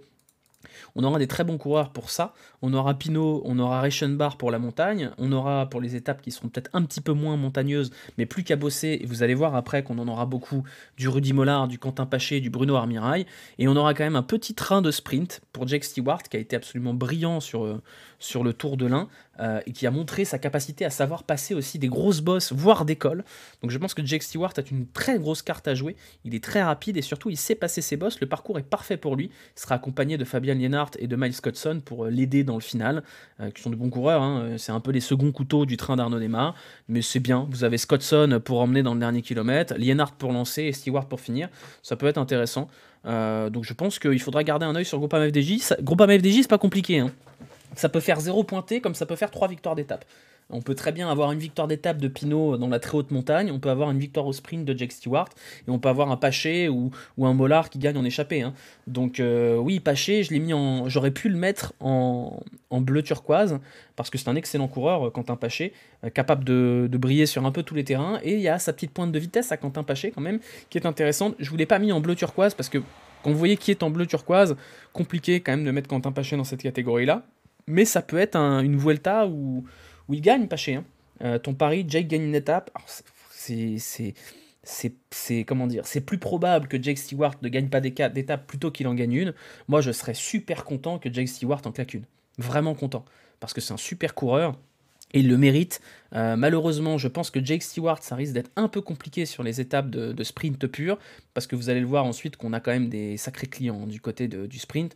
Tim Merlier, il est là pour botter des culs. Hein. Par contre, sur des étapes, et vous le verrez hein, quand on fera le déroulé du parcours, je pense que sur des étapes un peu plus cabossées, Jake Stewart peut avoir une vraie chance là-dessus. Il fait deuxième d'une arrivée ultra dur en Pologne, Paché. Oui, non mais Paché, pour moi, je pense que s'il y a un mec qui peut vraiment gagner une étape, bon c'est Pinot évidemment, mais Paché a une très très grosse carte à jouer, hein, Quentin Paché. Moi j'adore Quentin Paché, c'est un type de coureur que j'aime beaucoup, les punchers qui savent un peu tout faire, les espèces de... De toute façon, Quentin Paché c'est un peu le Rigène de Anthony Roux, vous voyez, le pic Anthony Roux, Arthur Vichot, ces mecs comme ça, là, qui sont un peu des 4x4 tout-terrain, qui savent briller un peu sur tout et n'importe quoi. Voilà, je pense que Quentin Paché a une vraie carte à jouer, surtout qu'il sera libre, hein. Il n'y a personne à défendre au général, Jake Stewart, il va un peu faire sa popote dans son coin, donc Quentin Paché, toute l'équipe aura quasiment toute la liberté de faire ce qu'ils veulent, pas de pression. De toute façon, le Tour de France a été une réussite. Il a juste manqué peut-être une victoire. Je pense que toute l'équipe va courir derrière cette victoire d'étape sur la Vuelta, après un Tour de France qui a été brillamment réussi avec la 4e place de David Gaudu, mais où il a peut-être manqué une victoire. Paché, il a déjà gagné en World Tour, c'est une très bonne question. Qu'est-ce qu'il a gagné? Non, en fait, il n'a pas gagné en pro, tout simplement, Quentin Paché. Ce serait beau, quand même. Ce serait beau. Quentin Paché, il a fait une tétrachier de podium, une tétrachier de top 10, mais il n'a jamais gagné en pro. À 30 ans, alors que c'est un super coureur, c'est peut-être maintenant. Hein. C'est peut-être maintenant. Ils vont vivre leur meilleure Vuelta, les FDJ, sans trop de pression. C'est souvent comme ça. Hein. C'est souvent comme ça. Groupama FDJ, on met souvent le Giro et le Tour de France en objectif. Et puis derrière, la Vuelta, c'est un peu en roue libre, tranquille, il n'y a pas grand enjeu. Mais c'est peut-être aussi comme ça qu'on va libérer Thibaut Pinot et qu'il va réussir à en claquer une. Il n'était pas loin pour le Tour de France. Ce serait quand même assez beau de le revoir lever les bras sur un grand tour. Voilà, c'était ça pour la Groupama FDJ. Et on arrive désormais à Ineos. Et alors Ineos, ouais, Paché à 30 ans, ouais. Ineos qui a sorti l'artillerie, c'est pas l'artillerie lourde, hein. C'est une armée. L'équipe Ineos, c'est indécent. C'est monstrueux, l'équipe Ineos. Je vous ai mis 2 grosses cartes sur le classement général. Je pense qu'on prendra Richard Carapace comme l'heure. Richard Carapace qui s'en va, hein, puisqu'il a signé chez Education First, même si c'est pas encore officiel. Richard Carapace qui voudra peut-être se venger de son Giro, pas décevant, hein, mais qu'il aurait pu et dû gagner, mais il a finalement craqué dans les dernières étapes. Voilà, c'est ça que je voulais dire, Luc Tro. Est-ce que Carlos Rodriguez ne serait pas le vrai leader de cette équipe Ineos? Moi, je pense que si. Vous allez me dire c'est tôt, mais Carlos Rodriguez, il a déjà un niveau monstrueux, et je ne serais pas surpris, mes petits potes, que Carlos Rodriguez soit sur le podium de cette Vuelta dans 3 semaines. Je pense que le gamin a un potentiel absolument monstrueux, et qu'on a une telle équipe autour de lui. Tu fais quoi si Coquard et Paché gagnent leur première victoire World Tour sur cette Vuelta? Je suis très content. Voilà. L'équipe Ineos fait 2 saisons PCM avec et tous les coureurs gagnent le Tour de France. Exactement. Aucune couleur pour Paul Sivac. Non, j'ai pas mis parce que je pense quand même qu'il vient en équipier. vous avez quand même dans cette équipe 4 potentiels top 10 sur le général, avec Richard Carapace, Carlos Rodriguez, Tao Gegenhardt et Pavel Sivakov. C'est quand même parmi les meilleurs grimpeurs du peloton. Je vous ai pas mis Dylan Van Baarle dessus parce que Dylan Van Baarle est moins grimpeur que polyvalent, mais vous avez quand même une équipe qui ferait vraiment pas tâche sur le Tour de France. Je vous ai même pas mis Ben Turner d'une couleur particulière, alors que c'est quand même un super coureur. Je vous ai mis Ethan Hayter et Luc Plapp, qui sont des bébés, mais qui sont monstrueux. Ethan Hayter, il peut finir cette Vuelta avec 2, 3, 4 victoires d'étape. Le parcours, il est tracé pour lui. Il y a plein d'arrivées en punchy, faux plat, avec des pentes un peu reloues qu'il adore. Ça aurait vraiment été une Vuelta un peu parfaite pour du Binyam Girmay ou du Mathieu Van Der Poel aussi. Donc voilà, Ethan Hayter, grosse couleur dessus. Il aurait même mérité sa couleur à lui tout seul. Et Luc Plapp, 21 ans, australien, lui aussi, saison de monstre. Vous vous rappelez peut-être qu'il avait fait une brillant UAE Tour. On l'avait vu également brillant sur le Tour de Romandie. On l'a vu très fort sur le Tour de Norvège. Ça fait pas mal de temps qu'on l'a pas vu. Il n'a pas couru depuis quasiment mai. Mais c'est un énorme coureur, Luc Plapp. Absolument monstrueux. Il sait tout faire. Lui aussi sera très précieux. C'est Ineos qui arrive avec la plus grosse armada, on va pas se mentir. C'est vrai qu'on va être sur un mois d'août qui va probablement être très intéressant pour la fratrie Hayter, puisqu'on a le petit frère sur le Tour de l'Avenir et le grand sur la Vuelta. On pourra avoir des journées où ils gagnent tous les deux, très clairement. Oui, c'est le frère. C'est le frère qui va le rejoindre d'ailleurs. Léo Hayter va signer chez Ineos pour l'an prochain. Il y a moyen de faire une moisson d'étapes, oui, clairement. Ineos, ils sont pas là pour déconner, ils ont sorti l'artillerie très lourde, et s'ils sortent de cette Vuelta sans la victoire et sans victoire d'étape, ce sera un peu la honte, très honnêtement, vu ce qu'ils ont aligné. C'est eux, les épouvantails, c'est eux qui, à mon avis, ont le moyen de faire la surprise avec Carlos Rodriguez. C'est peut-être un peu tôt pour Carlos Rodriguez pour viser la victoire, mais moi je suis à peu près persuadé que Carlos Rodriguez est le vrai leader de cette équipe et que Carlos Rodriguez a de grandes chances, ou peut-être pas des petites chances de finir sur le podium. Il est déjà chez Ineos, Léo Hayter, c'est juste qu'il est stagiaire. Oui, depuis août. Plapp, on dirait un Madouas amélioré. Je pense que Plapp est large au-dessus de Madouas et que Plapp est une future star du peloton mondial. C'est monstrueux, Luc Plapp. Tao, on en pense quoi? Tao, on n'en pense pas grand-chose en fait. Tao, je pense qu'il n'aura plus jamais l'occasion qu'il a eu en 2020 d'être leader, parce qu'il est moins bon que les autres, quoi. Plapp est déjà monstrueux, Plapp il est déjà performant sur des courses World Tour, en équipier en plus, donc non, Plapp, c'est qu'une question de temps pour lui. Bonsoir Tadila. Les différences de budget entre les équipes, oui, très clairement ça se voit là. On les voit très bien, les deux divisions du cyclisme. On enchaîne. Intermarché, pas énormément de choses du côté d'Intermarché à dire. Moi, je veux mettre la lumière sur Garben Tyson parce que je pense que c'est sa première victoire en Grand Tour, elle sera là pour Garben Tyson. Je pense qu'il a les moyens, Garben Tyson, de l'emporter. Il a gagné une étape sur le Tour de Pologne, il a 24 ans, c'est le moment. Il y aura des sprints pour lui, le plateau est pas si fou que ça. Il y a un moyen pour Garben Tyson d'aller chercher quelque chose. À voir justement, c'est exactement ce que j'allais dire, Luc Tro. Qu'est-ce que nous fera Jan Hirt? Est-ce qu'il aura le niveau du Giro, où il était vraiment monstrueux? Est-ce qu'il jouera le général, ou est-ce qu'il fera comme sur le Giro, aller finalement jouer des top 10 un peu à l'arrache, à la faveur des échappés? Même question pour Luis Mentiès et Domenico Pozzovivo. À voir les jambes qu'ils auront, on a vu que les deux étaient capables de belles choses sur le Giro et sur le Tour de France. Voilà, on est sur une équipe, c'est clairement pas la... Il passe les ponts d'autoroute, Tyson. Marc Padoun en a déjà parlé, Cosmos. Je sais pas, je t'avoue que je suis curieux de le voir. Après, il y aura quand même 4 sprints tout plein pour Tyson, donc à voir. Il sera accompagné de Boy Van Poppel et Diane Backlands pour l'emmener, c'est pas dégueulasse non plus. Je vous avoue que je connais pas trop bien Julius Johansen. J'ai jamais vu courir, tout simplement. Mais bon, Julius Johansen, il y a quelques belles petites perfs chez les jeunes.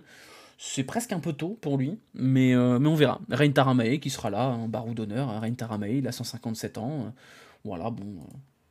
Pas grand chose à rajouter là-dessus. On a 3 cartes intéressantes dans la montagne avec Mentiès, Pozzovivo et Jan Hirt. Quelles seront les jambes? Point d'interrogation. Entre Hirt, Pozzo et Mentiès, il y en aura forcément un au niveau. Oui, c'est ça. Lequel des 3 sera là pour jouer chez les grands? On verra. Est-ce que ce sera le Jan Hirt du Giro? Est-ce que ce sera le Pozzovivo du Giro? Est-ce que ce sera le Mentiès du Tour de France? On verra. Intermarché, c'est fort pour le challenge top 20. Oui, très clairement. Très clairement.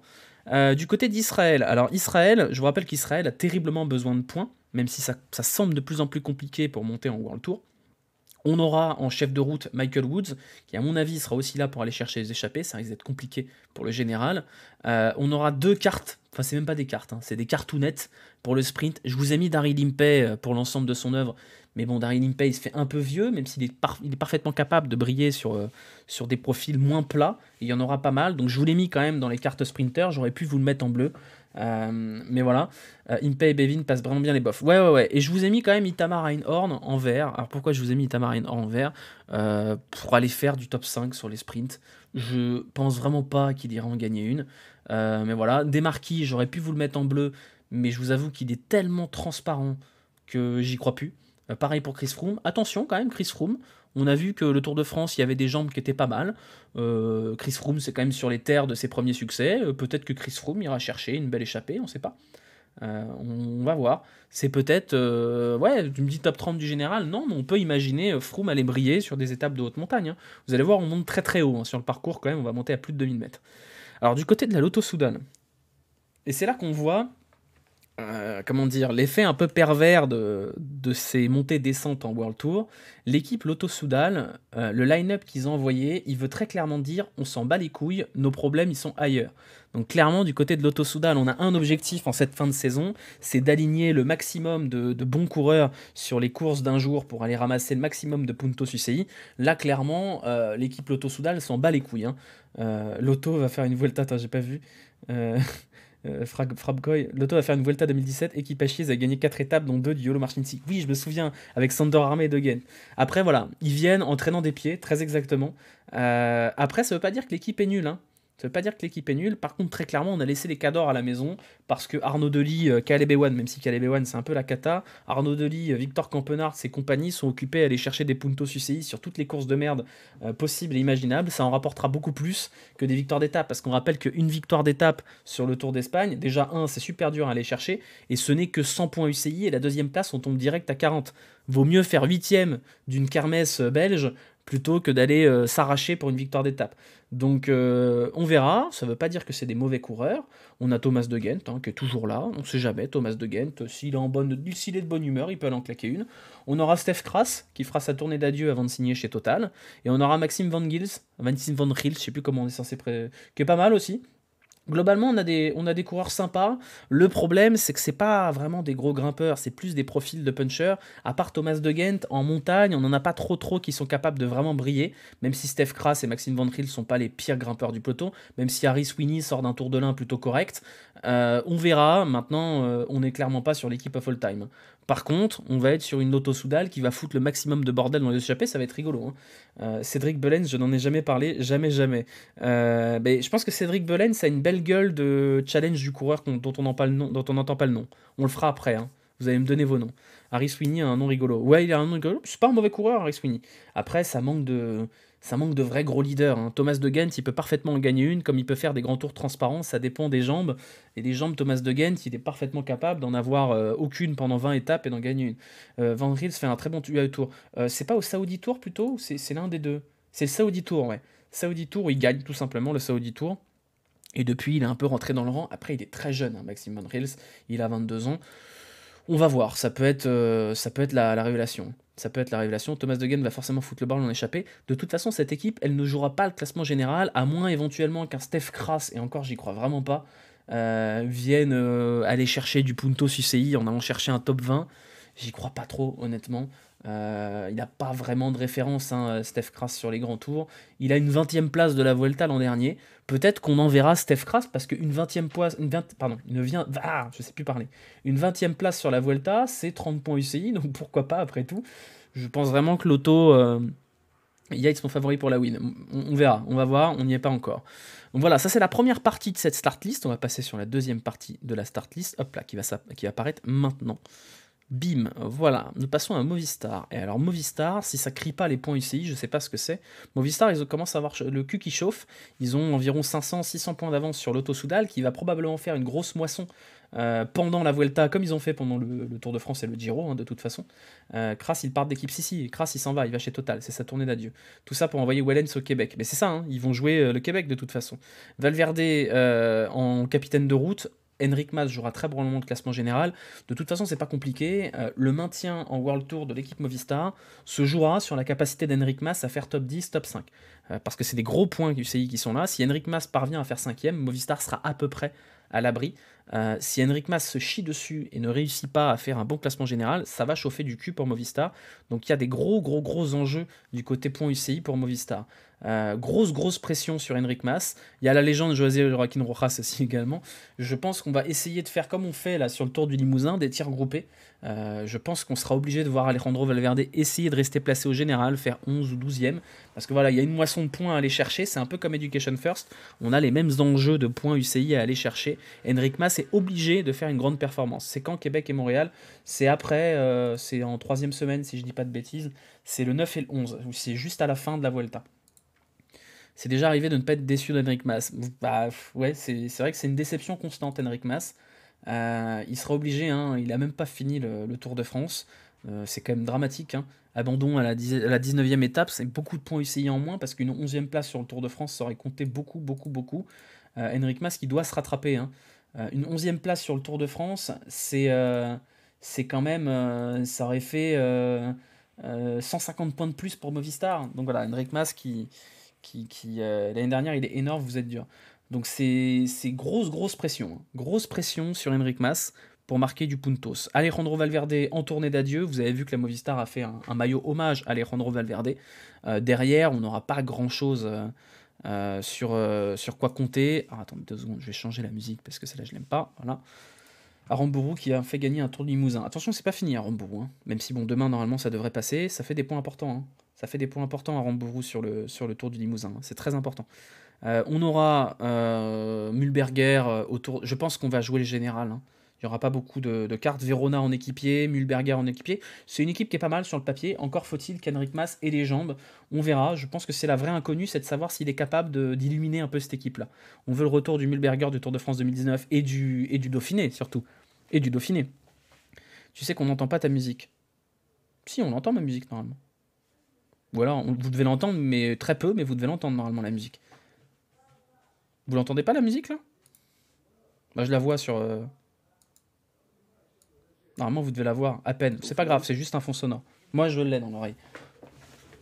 C'est un fond sonore. Le but, c'est que ça envahisse pas le truc.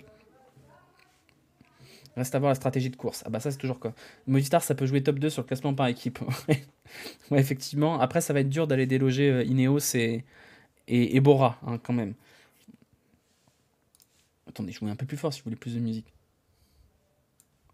Voilà, hop. Quick Step.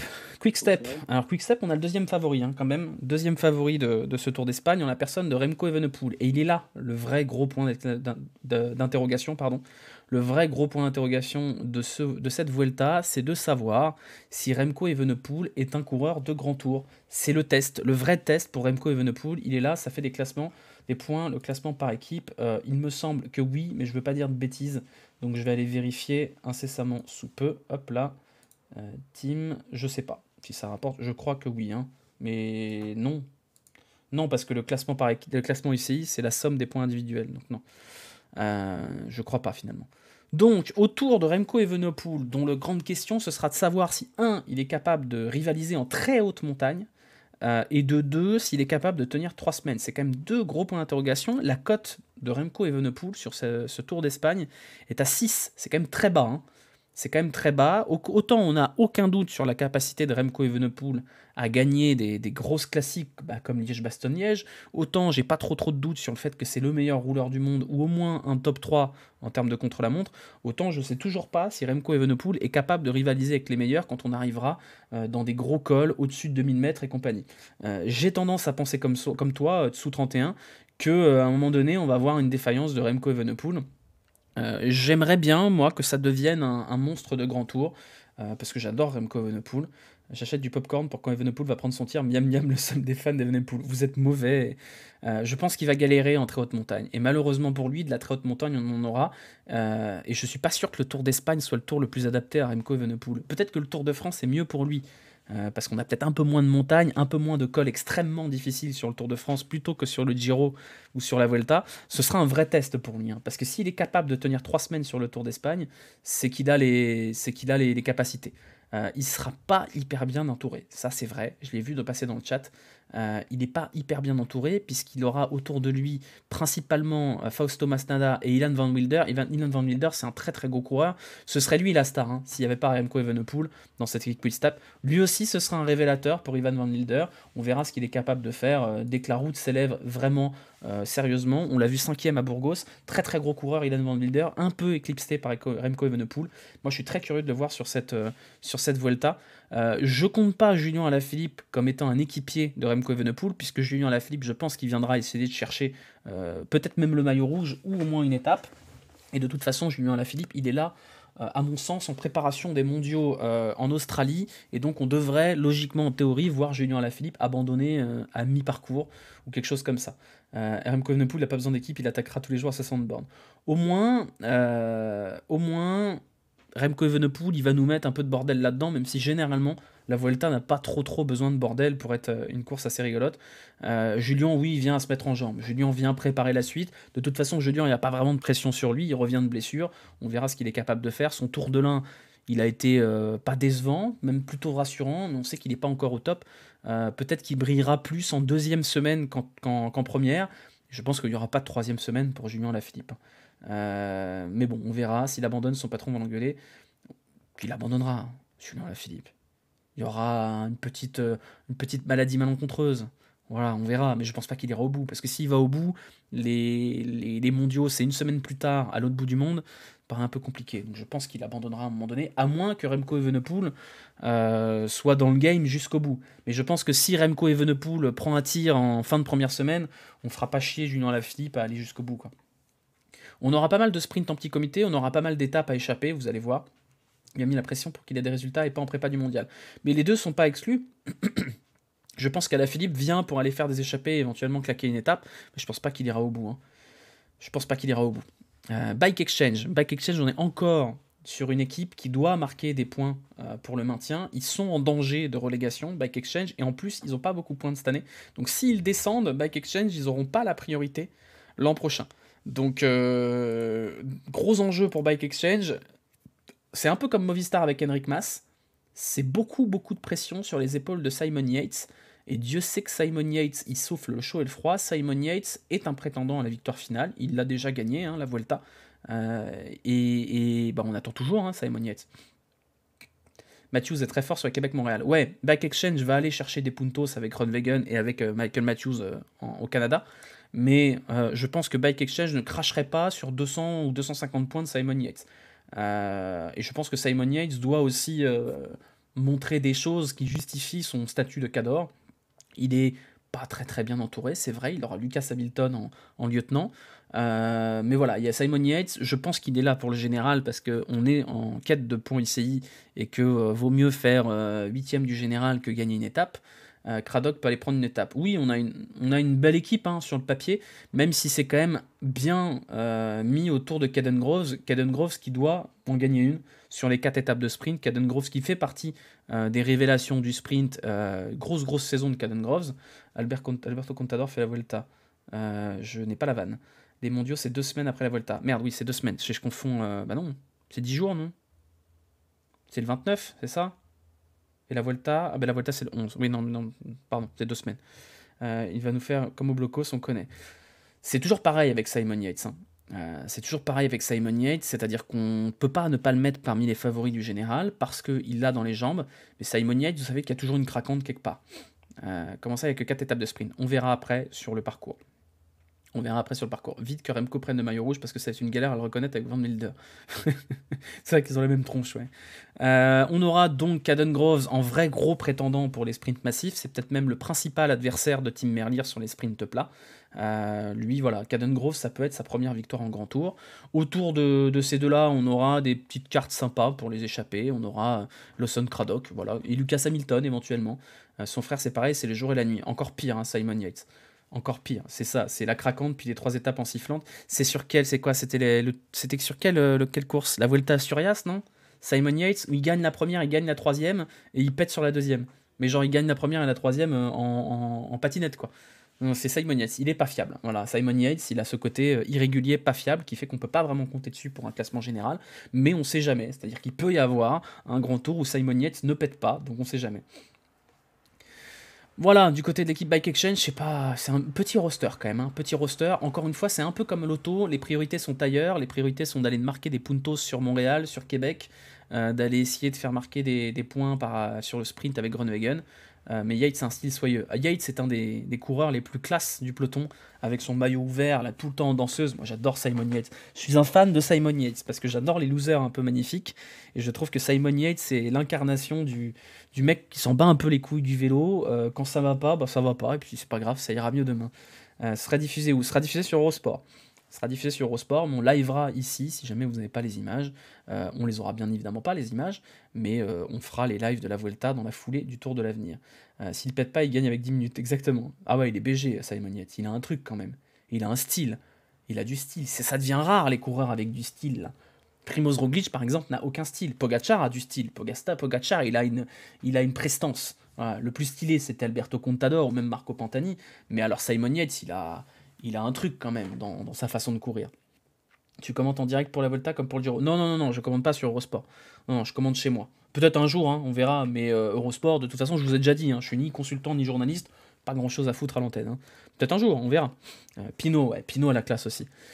On est bientôt à la fin. On est bientôt à la fin. Ou sport comme ça, Eurosport. Eurosport. Roglic, on dirait un Roger Roulier.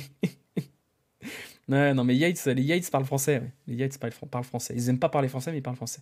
DSM, on aura en capitaine de route Timen Arensman. Est-ce que Timen Arensman jouera le général? Peut-être. Je ne sais pas. En tout cas, il a la capacité pour, ou est-ce qu'il viendra chercher des étapes? Timen Arensman qui lui aussi quittera DSM. Timen Arensman qui va prendre la direction d'Ineos. C'est bien dommage, très honnêtement. C'est bien dommage.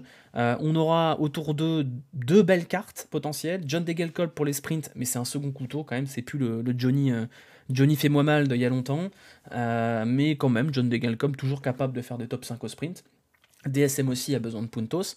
Le coureur sur lequel je voudrais mettre un peu de lumière, c'est Brenner. C'est officiel ou pas encore Arensman? Il me semble que c'est officiel Arensman. Hein. Je crois que c'était bon. Hein. Mais bref, on s'en fout un peu. Marco Brenner. Marco Brenner, qui fait une saison pas folle dans l'absolu.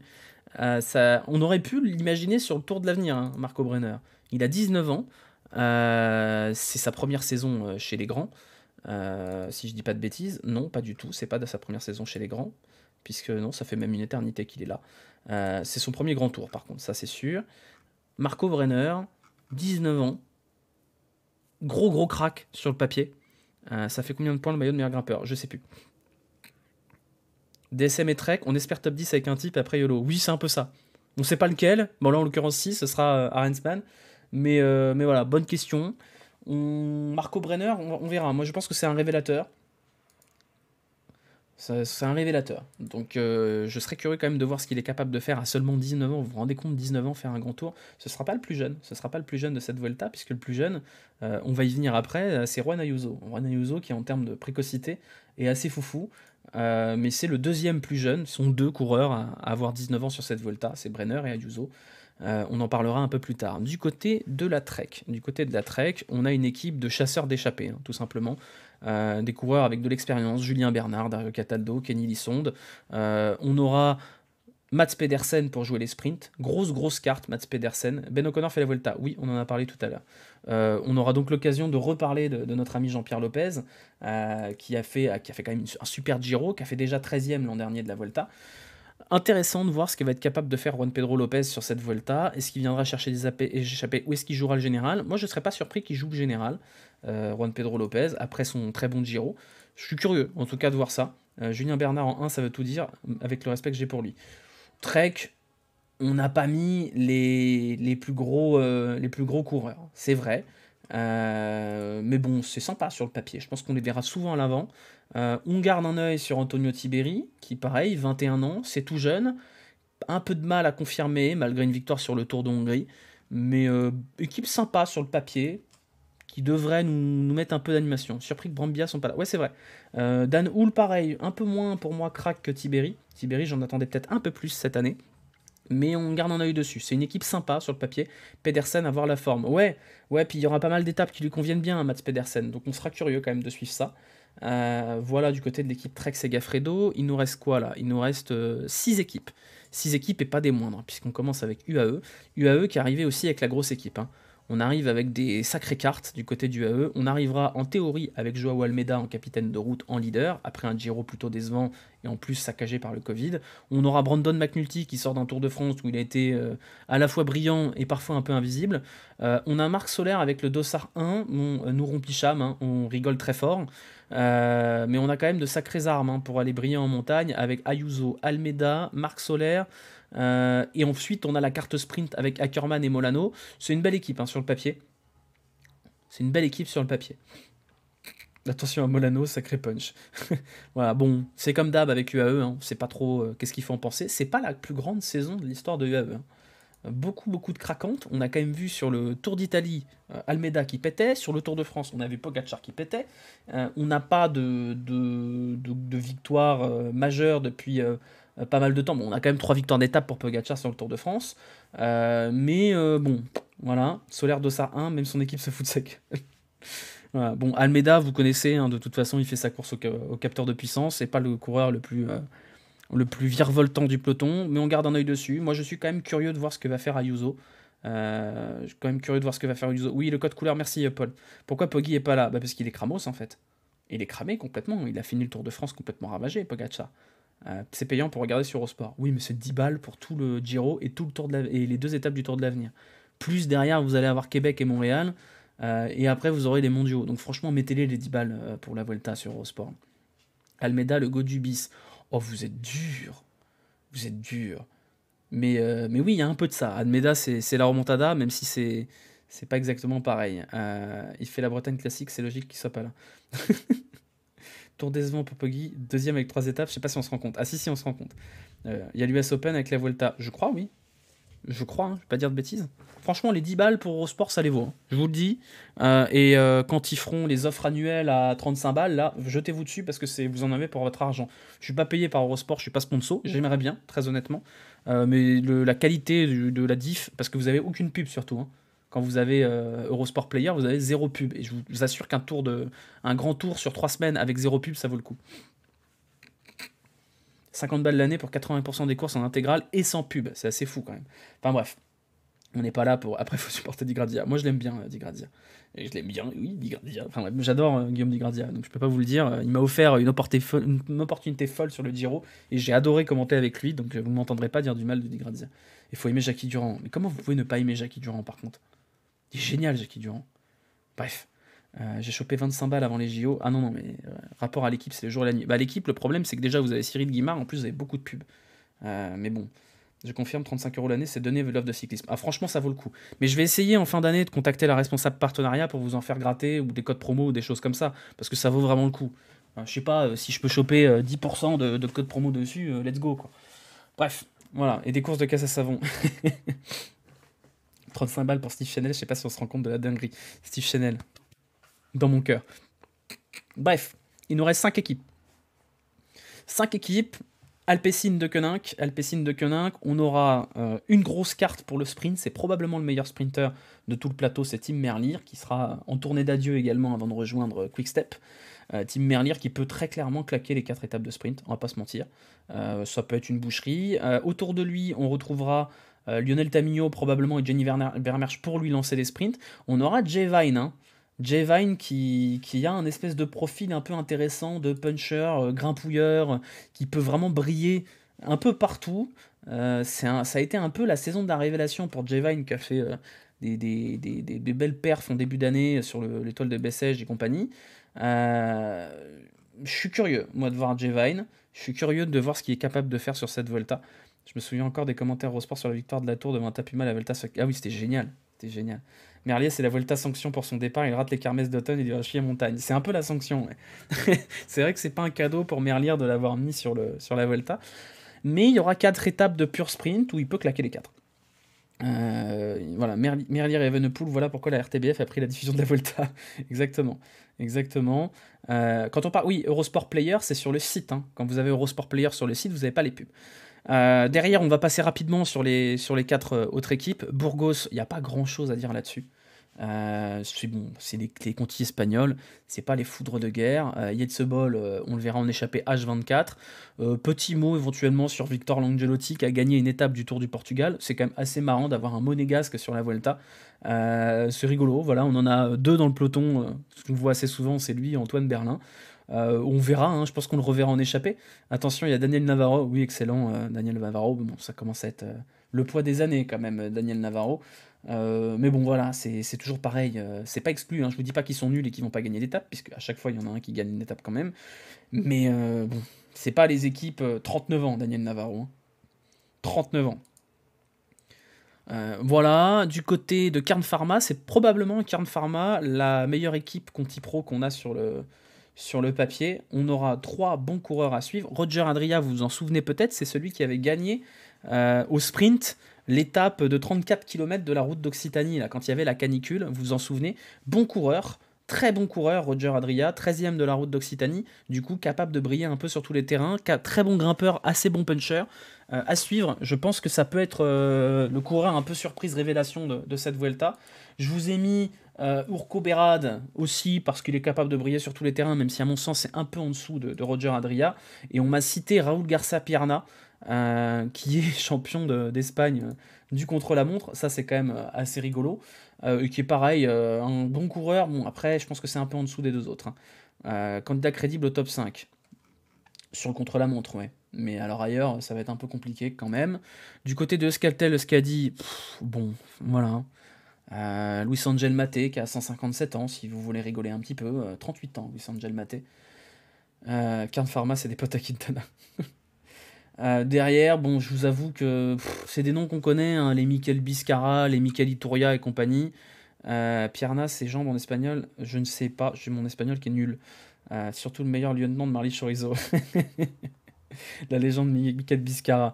Autant prendre Iban Mayo si c'est pour prendre Luis Angel Maté. Oui, bon, voilà, on n'a pas grand-chose à dire à Euskaltel. Et derrière, on termine avec Arkea Samsic, qui est l'équipe au cœur de toutes les polémiques depuis le contrôle positif de notre ami Nairo Quintana. Et on m'a dit, oui, ils étaient au courant, l'équipe et compagnie. Bah, je pense pas, parce que s'ils avaient été au courant, ils auraient quand même prévu un remplaçant, puisque Nairo Quintana ne prendra pas le départ et ne sera pas remplacé. Donc ce sera 7 coureurs au départ du côté de l'équipe Arkea. L'équipe Arkea qui a perdu 455 points avec la disqualification de Nairo Quintana sur le Tour de France, et qui du coup se retrouve à portée de tir des équipes qui jouent le maintien. Et malheureusement, c'est pas avec ce line-up là qu'on risque de marquer beaucoup de points. Nairo ne sera pas remplacé. Non, Nairo ne sera pas remplacé. Il va falloir aller chercher des points ailleurs. Sur le Tour du Limousin, ça s'est complètement foiré aujourd'hui. Il n'y a aucun coureur d'Arkea dans le top 12. Il va falloir faire des perfs du côté de Montréal, du côté des courses comme Paris-Tour et compagnie. Parce que pour l'instant, Arkea, on peut se retrouver avec une Vuelta avec un zéro pointé, hein. Pourquoi remplacer? C'est très chelou. Parce qu'ils ont personne de. Enfin, je veux dire, le forfait a été annoncé l'avant-veille. Donc c'est compliqué de faire venir un mec pour la Vuelta s'il n'a pas préparé sa Vuelta. Donc non, il ne sera pas remplacé. C'est un peu à la Philippe en vue générale, victoire d'étape. Victoire d'étape, force, quand même. Donc voilà, on aura Elie Gébert, je pense, en coureur à suivre, éventuellement, pour chasser des étapes. C'est quand même très faible, hein, cette équipe Arkea. Anthony Delaplace, Elie Gébert, Thibaut Garnalec, Simon Guglielmi, Daniel Maclay, Lucas Ossian et Clément Rousseau. Bon, c'est bon, c'est pas. Voilà. Perlan, qu'est-ce que tu nous dis? Perlan, ils s'en foutent, ils ont un Hugo.ici au Tether. Oui, c'est sûr. En tout cas, on va compter sur lui. Je vous ai mis Dan McLeod en sprint, mais c'est vraiment un second, voire un troisième couteau du sprint. C'est pas la Vuelta, même si on avait eu Nairo Quintana, il se serait un peu démerdé tout seul dans son coin, hein. Elie Gébert, peut-être qu'il ira chercher un top 20 au général, on sait pas. Mais en tout cas, Arkea vient un peu en touriste, du coup. Clément Rousseau, le Lyonnais. Oui, Clément Rousseau à suivre, hein. Après, bon, c'est pas son terrain de prédilection à Clément Rousseau, hein. Clément Rousseau, pardon, pas Rousseau, je sais pas pourquoi je l'appelle Rousseau. C'est même pire que ça, pas de remplacement une fois que la start officielle est parue, sauf blessure, raison médicale, pas de remplacement possible. Ah, d'accord, d'accord. Je pensais qu'il y avait des remplaçants et que tu pouvais les mettre au dernier moment, sauf que comme c'est pas une raison médicale, d'accord. Ok, donc ils ont pas le droit. C'est encore pire que ça. Ça, je savais pas, tu vois, j'ai vu de vélo. Je savais pas.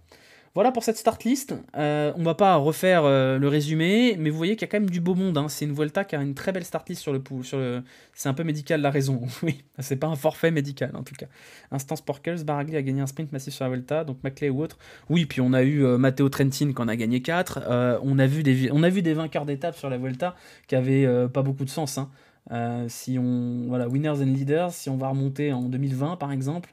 Non, en 2020 pour le coup, c'est pas un bon exemple. Mais si on va en 2019, qui on avait comme vainqueur un peu absurde, on a Nikia Sarnt qui avait claqué une étape, on avait Angel Madrazo qui a gagné une étape, et en 2008, on avait eu du Van Genestein il y a quelques années aussi, Yele Wala ils en avaient tapé une, Ben King en avait tapé une, on avait la fameuse Vuelta avec Marchinski, Sander Armé qui en avait gagné une. Comment il s'appelait le mec de chez Lotto là, qui était pas ouf. Putain, pas Wala, l'autre. Bon bref, c'est pas grave. C'est toujours un grand tour où on peut voir quelques surprises quand même, hein. Merci Clara pour ton prime. Merci de me donner l'argent de Jeff Bezos. Madrazo, il avait tapé un Cofidis. Madrazo, c'était une étape de montagne et je m'en souviens très très bien parce qu'à l'époque, je bossais encore dans la boîte dans laquelle je bossais avant avec mes collègues. Et la veille, ils étaient venus me voir en me disant Madrazo à la win, ça vaut combien en termes de cote? Et je leur ai dit, bon, ça doit valoir 60, 70 parce qu'ils jouaient le maillot à poids. Et Madrazo était coté à 200 et ils ont tous mis de l'argent dessus. Ils ont tous pris 2000 balles ce jour-là quand Madrazo a gagné. C'était une échappée avec deux Burgos. Il y avait Yetzebol et il y avait un autre Burgos dont je me souviens pas. De toute façon, je vais aller voir, hein, Angel Madrazo. Et il avait gagné, Angel Madrazo. Et c'était très rigolo parce que cette étape-là, il passait son temps à être décroché et à revenir. Il était décroché, il revenait, décroché, il revenait. Et il avait fini par l'emporter devant Yetzebol et José Herrada. Moi, j'avais de l'argent sur José Herrada parce que j'étais persuadé que José Herrada allait les taper. Et finalement, Angel Madrazo l'avait remporté après avoir été lâché. Moi, j'avais Herrada et Bol, mais j'avais pas Madrazo, hein, mais mes collègues l'avaient, donc j'étais très triste. Effectivement, c'était José Herrada, le Cofidis.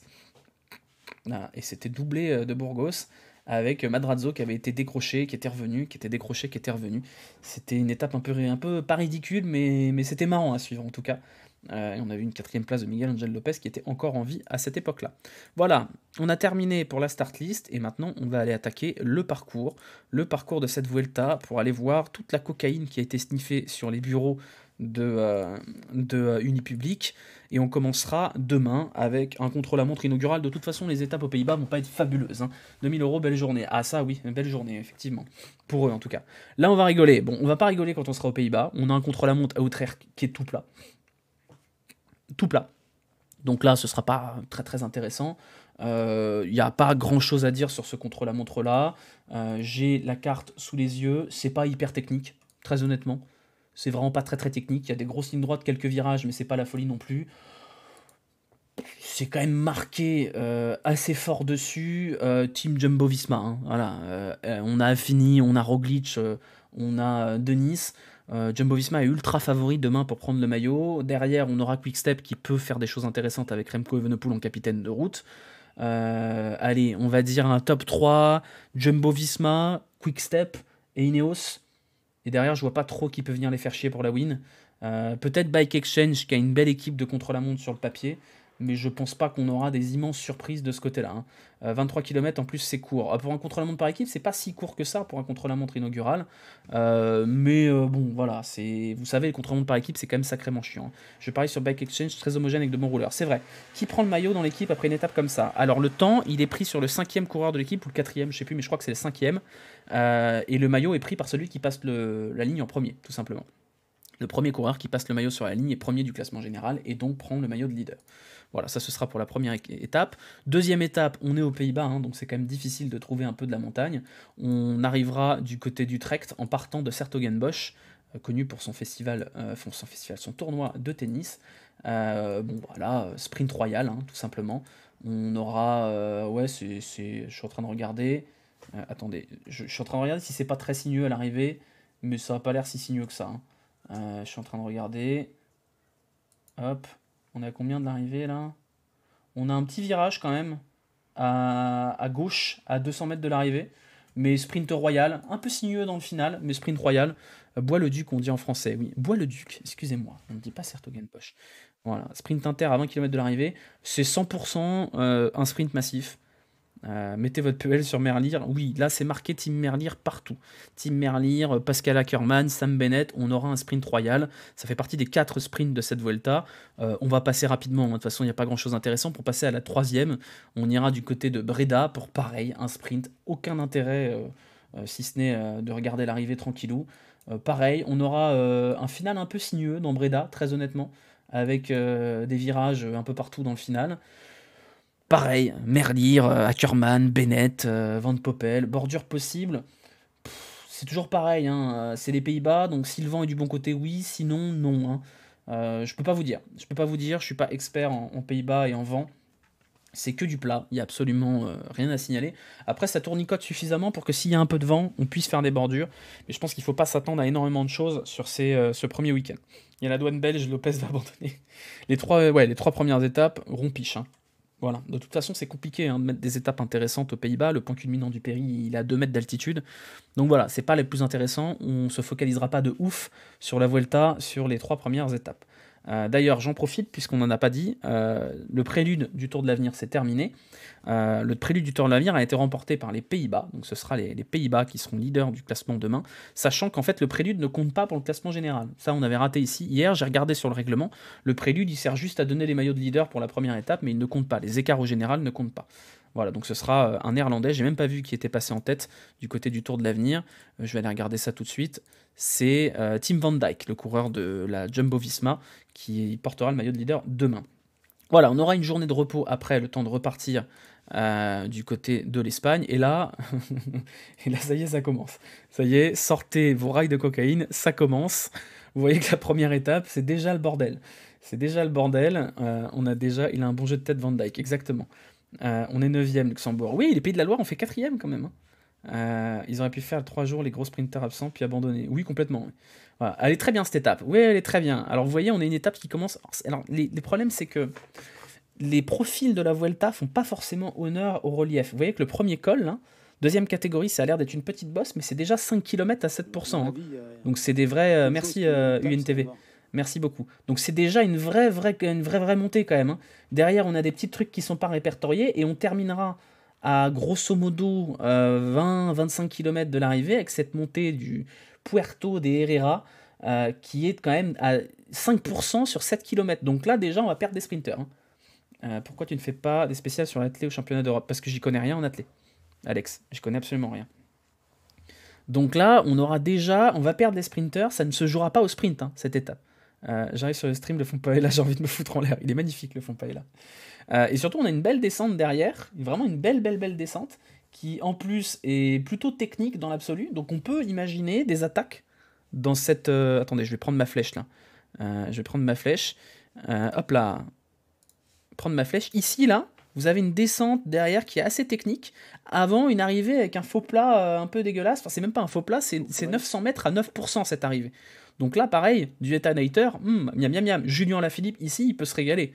On peut avoir une attaque de Alaphilippe ici sur les derniers pourcentages du Puerto de Herrera, faire la descente, elle est gagnée ici. En tout cas, un Alaphilippe en jambes, il la gagne celle-là. Je vous le dis, il la gagne. Donc on est déjà sur une étape où on va avoir du bordel, on va avoir des écarts probablement. La palette de Charlie, exactement. Alaphilippe, c'est clairement taillé pour Alaphilippe. On a une rampe finale de 900 mètres à 8,4%. Donc autant vous dire que là, on va déjà avoir du bordel, ça va être rigolo. On est déjà sur des belles doses de cocaïne du côté de la Vuelta. Le lendemain, on aura une étape franchement un peu sympa, avec pas mal de dénivelé déjà, puisqu'on sera dans les 3000 mètres de dénivelé sur une étape qui nous emmènera jusqu'à Bilbao. C'est une espèce de mini-liège, hein, quand même, avec un enchaînement de montées qui sont pas si difficiles, mais assez longues. On commencera là avec des pentes aux alentours de 5% sur 4-5 km, et on aura cette dernière bosse là, que vous voyez où il y a le point de bonif, l'Alto des Viveros, si je dis pas de bêtises, c'est ça, je sais lire. Alto des Viveros, c'est 4,6 km à 7,9%. Donc c'est pareil, là encore, on va perdre des sprinters. Hein. Le profil Romal, c'est très régulier. Là, on va perdre des sprinters, il va déjà falloir en mettre... là, on peut avoir déjà des attaques des favoris. Hein. Ça va être le bordel. On peut voir Remco Evenepoel anticiper. Hein. Ça, c'est le type de parcours qu'il adore, Remco Evenepoel, ça. Donc, on peut voir déjà du bordel sur cette étape assez rapidement. Ça, ce sera mercredi, si je dis pas de bêtises. Je vais aller vérifier avant de vous dire des sottises. Ce sera... J'ai pas la date. Tant pis, c'est pas grave. Le pied, c'est une borne à 11%. Mais là, on va avoir des belles étapes. Franchement, celle-là, elle est bien. Pas critiquée. C'est pas très très Vuelta sur le Tour du Pays Basque, mon merde, au plus haut point. Ah bah je sais pas ce qu'il te faut par contre, hein. Donc non, ça c'est une très belle étape et on devrait déjà voir du mouvement entre Irun, Irun qui possède une gare TGV d'ailleurs, et Bilbao au Pays Basque. C'est vraiment sympa sur les sprinters qui regrettent déjà les Pays-Bas. Ils vont souffrir, mais ils vont pas autant souffrir que sur l'étape suivante. L'étape suivante qui pour le coup est déjà une étape bien sale, bien estampillée Vuelta, puisqu'on partira de Bilbao et on montera au Pico Llano, enchaînement de cols horrible, on va pas se mentir. On aura une première difficulté qui sera à km 79, qui sera pas hyper dur, même si c'est quand même 8 km à 6%, donc autant vous dire qu'on va déjà perdre des sprinters ici. Qui est le favori pour la Volta? C'est Roglic. Et ensuite, on aura un enchaînement avec deux cols, 6,3 km pardon, à 8,86%. Pardon, je vais la refaire. 6 km à plus de 8% pour ce Colada des Brenes, là, avant d'attaquer la montée finale. Je crois que non, je vous ai pas pris le profil de la montée finale, c'est 12 bornes à 6%. Donc là, on est déjà sur de la haute montagne, on arrive à 1100 mètres d'altitude. Il y a des points bonus tous les jours. Je sais plus exactement comment ça marche, mais il me semble que oui. Le départ d'étape peut être dangereux. Ouais, les 130 premiers kilomètres sont moches. Oh bah je sais pas ce qu'il vous faut les gars, hein. Non, vous êtes dur là, vous êtes dur. Combien les talus ont répertorié? Alors, le premier qu'on a là, l'Alto della Escrita, je sais pas si vous l'avez dessus, kilomètre 33, ce sera du 5 km à 5%. Donc ça, typiquement, ce serait répertorié en troisième catégorie sur le Tour de France. Et derrière, juste avant le point bonif, là, le Puente, comment ça s'écrit? Puente Viesgo, on aura le Alto de Iras qui est 4 km à 7%. Donc c'est pas répertorié, mais c'est bien dégueulasse quand même, hein.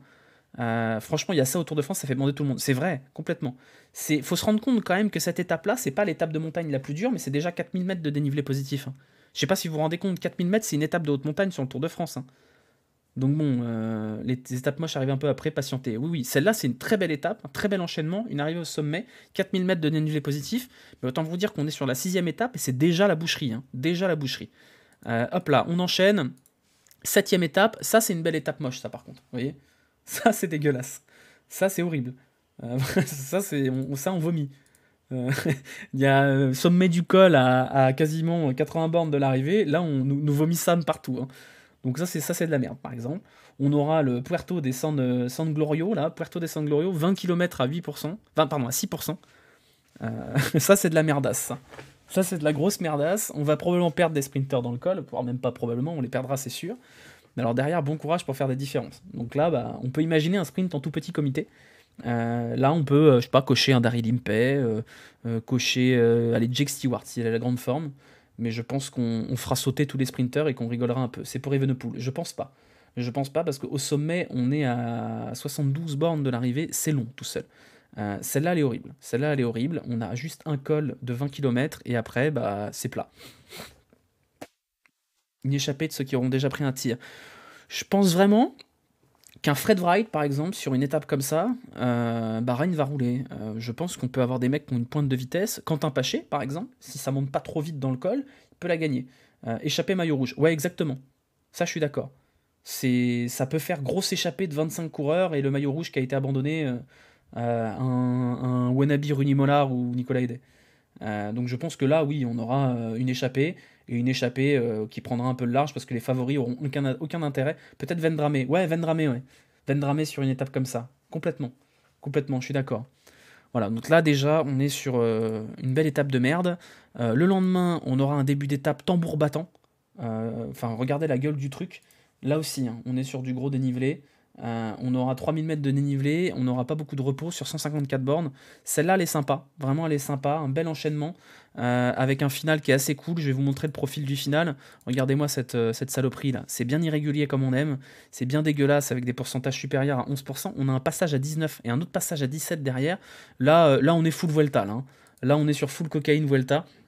Et ça va être assez intéressant puisqu'on a quand même un enchaînement de 6 difficultés avec un départ qui est très très violent. Un départ avec 7 km à 6%. Celle-là, elle va piquer très fort dès le début. On va se bagarrer pour avoir l'échappée. Et derrière, bon courage. Je pense qu'on aura des écarts en haut qui seront assez violents. C'est une étape vraiment casse-patte, casse-patte, casse-patte. Miam miam, les changements de rythme. Ouais, là, c'est vraiment dur. C'est une étape à bordel potentiel si on se tape dans la Colladonna. Je suis d'accord. Je suis d'accord, ça peut partir tambour battant et être un vrai merdier. Les catégories de col sont équivalentes au Tour de France. Non, Ça vous fait rire? non, c'est pas régi, c'est au petit bonheur la chance en fonction des organisateurs. Et la Vuelta, par exemple, est beaucoup plus, comment dire, modérée en termes de ce qu'il donne comme classification. C'est-à-dire qu'une montée de troisième catégorie sur la Vuelta, ce serait probablement une montée de deuxième catégorie sur le Tour de France. Et il y a des montées qui sont en première catégorie qui seraient largement des color catégories sur la Vuelta, exactement. Voilà. Et Frozen qui a bien résumé. Un hors catégorie sur la Vuelta, c'est l'Everest. Ouais. Non, non, c'est la classification du Tour de France est beaucoup plus indulgente avec les cols. C'est-à-dire qu'une montée de 2 km à 7%, ça va être un col de quatrième catégorie sur le Tour de France, alors que sur la Vuelta et le Giro, c'est pas répertorié du tout. C'est pas Esso qui organise la Vuelta. C'est pas Esso, c'est Unipublic. Unipublic qui appartient à Esso. Donc c'est pas exactement Esso, c'est pas la même direction du cyclisme. Ce sont pas Christian Prudhomme et Thierry Gouvenou qui font le trajet de la Vuelta. Ça n'a rien à voir. Donc non, ASO ne trace pas du tout la Vuelta. ASO l'organise, mais organise via Unipublic, mais ne trace pas la Vuelta. Donc c'est pas du tout la même chose. Voilà, neuvième étape. Neuvième étape. Et alors là, on rigole déjà. Là, on va se marrer. Là, on va se marrer beaucoup. Parce qu'il n'y a pas beaucoup de dénivelé sur une étape. Enfin, il y en a quand même, c'est beaucoup. Pour une étape de la Vuelta, il n'y a que 3600 mètres de dénivelé positif. Mais là, c'est l'arrivée qui est rigolote. Est-ce que vous voulez voir l'arrivée? Est-ce que vous voulez voir la Vuelta? C'est un ascenseur l'arrivée. C'est un ascenseur. Il y a un passage à 23%. Il y a un autre passage à 24% après. C'est de l'escalade. Il faut sortir ses mousquetons et ses moon boots là. Enfin, c'est pas possible. Faut une remontée mécanique. C'est pas possible de faire des montées comme ça. Non, mais c'est pas genre des montées. Vous voyez, il y a un passage à 23%. C'est pas la super planche des belles filles. Non, non, là, vous avez un passage à 23%. Puis après, on vous en remet un autre à 24% parce que ça suffit pas. Voilà. Ça, c'est la Vuelta. Victoire de Kylian Jornet. Exactement. Ouais. Ça, c'est pour Simon Yates. Ouais, ça, alors par exemple, là, je suis curieux de voir Remco Evenepoel là-dedans. Vous voyez? Même Roglic, hein. Ça, c'est des tueurs de Chris Froome, des montées comme ça. Le faux plat, 4%. Ouais, c'est juste histoire de vous dire, tiens, c'est bon, c'est fini. Ah, en fait, non, c'est pas fini. Tiens, mange tes 24% dans la gueule. Après, ils peuvent récupérer avec le passage à 4,25. Non, mais là, on est sur de la Vuelta typique, ça. Il y en a qui finiront à pied. Ah oui, c'est sûr.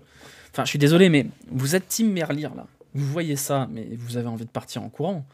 Vous pensez au pauvre Team Merlier, là, dans les 23%? C'est un enfer, le pauvre. C'est un enfer. Bon, bref, ça c'est des étapes pure Vuelta. Vous voyez que l'étape est pas super dure sur le papier, même si on a quand même des cols longs. Hein. Les cols que vous avez avant, c'est 8 km à 6%, 10 km à 5,5, 6 km à 5 et 9 km à 4. Donc c'est pas des parties de plaisir. Mais alors ce final, mon Dieu, ils ont le droit de monter à côté de leur vélo. Oui, ils ont le droit de monter à pied, oui. Oui, il n'y a aucune interdiction. Il faut passer la ligne à vélo, mais t'as le droit d'être à pied. Hein. Ça va le faire à la Quintana collé au scooter. Exactement. RIP pour les supérieurs à 70 kg. Ça va être très dur. Ça va être très dur. Ackerman et Sam Bennett, c'est encore pire pour eux que pour Merlier. Ouais, c'est vrai, c'est vrai. C'est vrai. Imaginez Ryan Mullen là-dedans, pardon. Imaginez Ryan Mullen là-dedans. Le pauvre. Le pauvre. Allez, après on se repose un peu. On aura le contre-la-montre du côté d'Alicante. Contre-la-montre quasi plat, hein, globalement. On aura 200 mètres de dénivelé positif, 31 km de contre-la-montre jusqu'à Alicante. Contre-la-montre du coup individuel cette fois. Si je dis pas de bêtises, oui, individuel. Contre-la-montre en descente. C'est vrai que c'est un faux plat descendant quand même. On a un dénivelé négatif sur cette étape. On a un dénivelé total de moins 62 mètres sur ce contre-la-montre. Là-dedans, Primoz Roglic va se régaler. Ça va rouler tout seul. Remco Evenepoel vont se régaler. Et là, ils peuvent en 30 km mettre 2 minutes. Hein. Donc bon, là-dedans, ça va se régaler. Mais bon, ce sera petite étape repos pour la plupart des sprinteurs. Avant d'arriver sur l'étape rompiche, il en faut une. Il faut une étape rompiche. Et là, vous voyez, c'est ce que je vous disais. On part de El Pozo Alimentation. Donc le départ d'étape, il est donné d'un supermarché, quoi, en gros. C'est génial, la Volta. C'est-à-dire que chez nous, on nous met le Cormet de Roseland, on nous met le col du Granon, Péragude, c'est magnifique et tout. On fait des beaux départs d'étape. Eux, ils se disent non, on va partir de la zone industrielle d'un supermarché. On va partir de chez Géant Casino.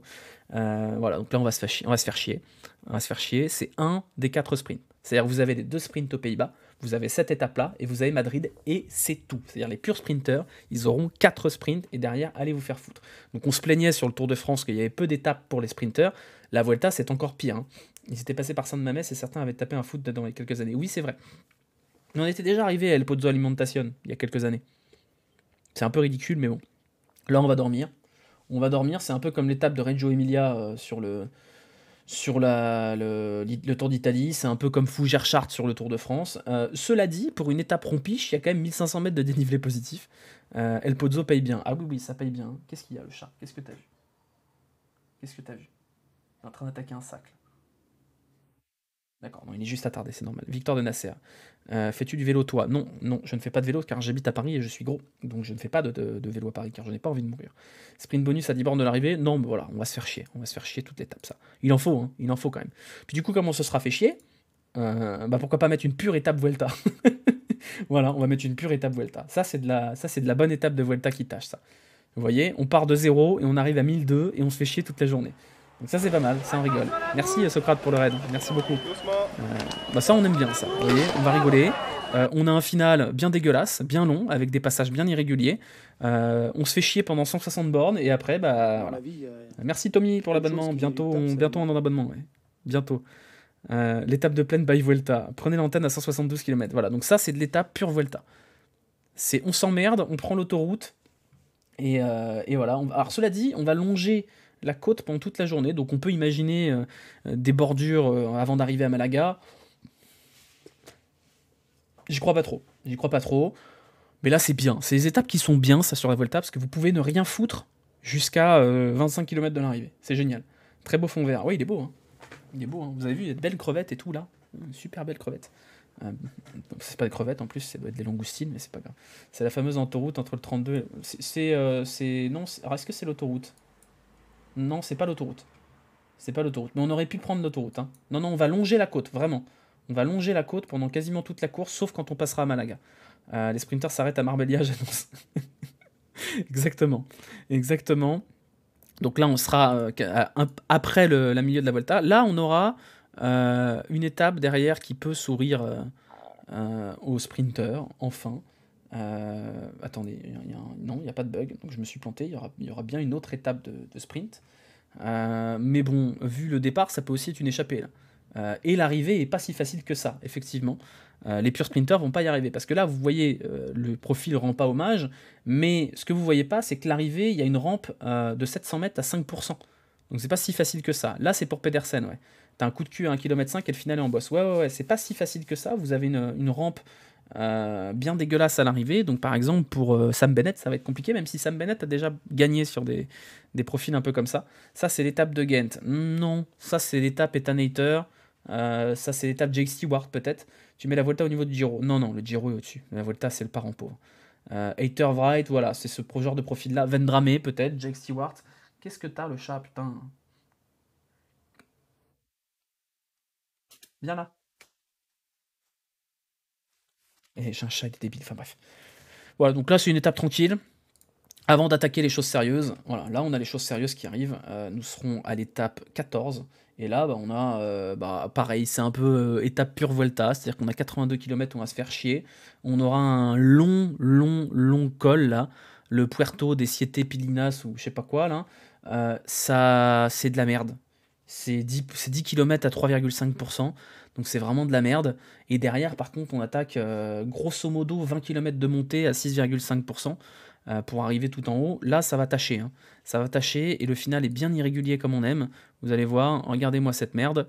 C'est un toboggan, le truc, avec une descente et une remontée avec 15% juste avant l'arrivée. Là, c'est rigolo. Le mur de la Pandera, c'est rigolo. Sierra de la Pandera, c'est dur quand même, hein. C'est dur, c'est irrégulier, c'est jamais des montées régulières.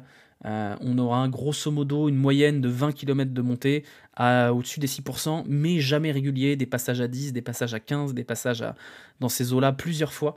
C'est violent, hein. Départ 200 mètres d'altitude, arrivée à 1800. Ouais, et pourtant, le dénivelé est pas si énorme, hein. Dénivelé positif de 3300 mètres. C'est un col de la Loze bis. Ouais, alors, oui, alors après, c'est moins haut, hein, quand même que le col de la Loze. Vous allez voir qu'on va monter plus haut après.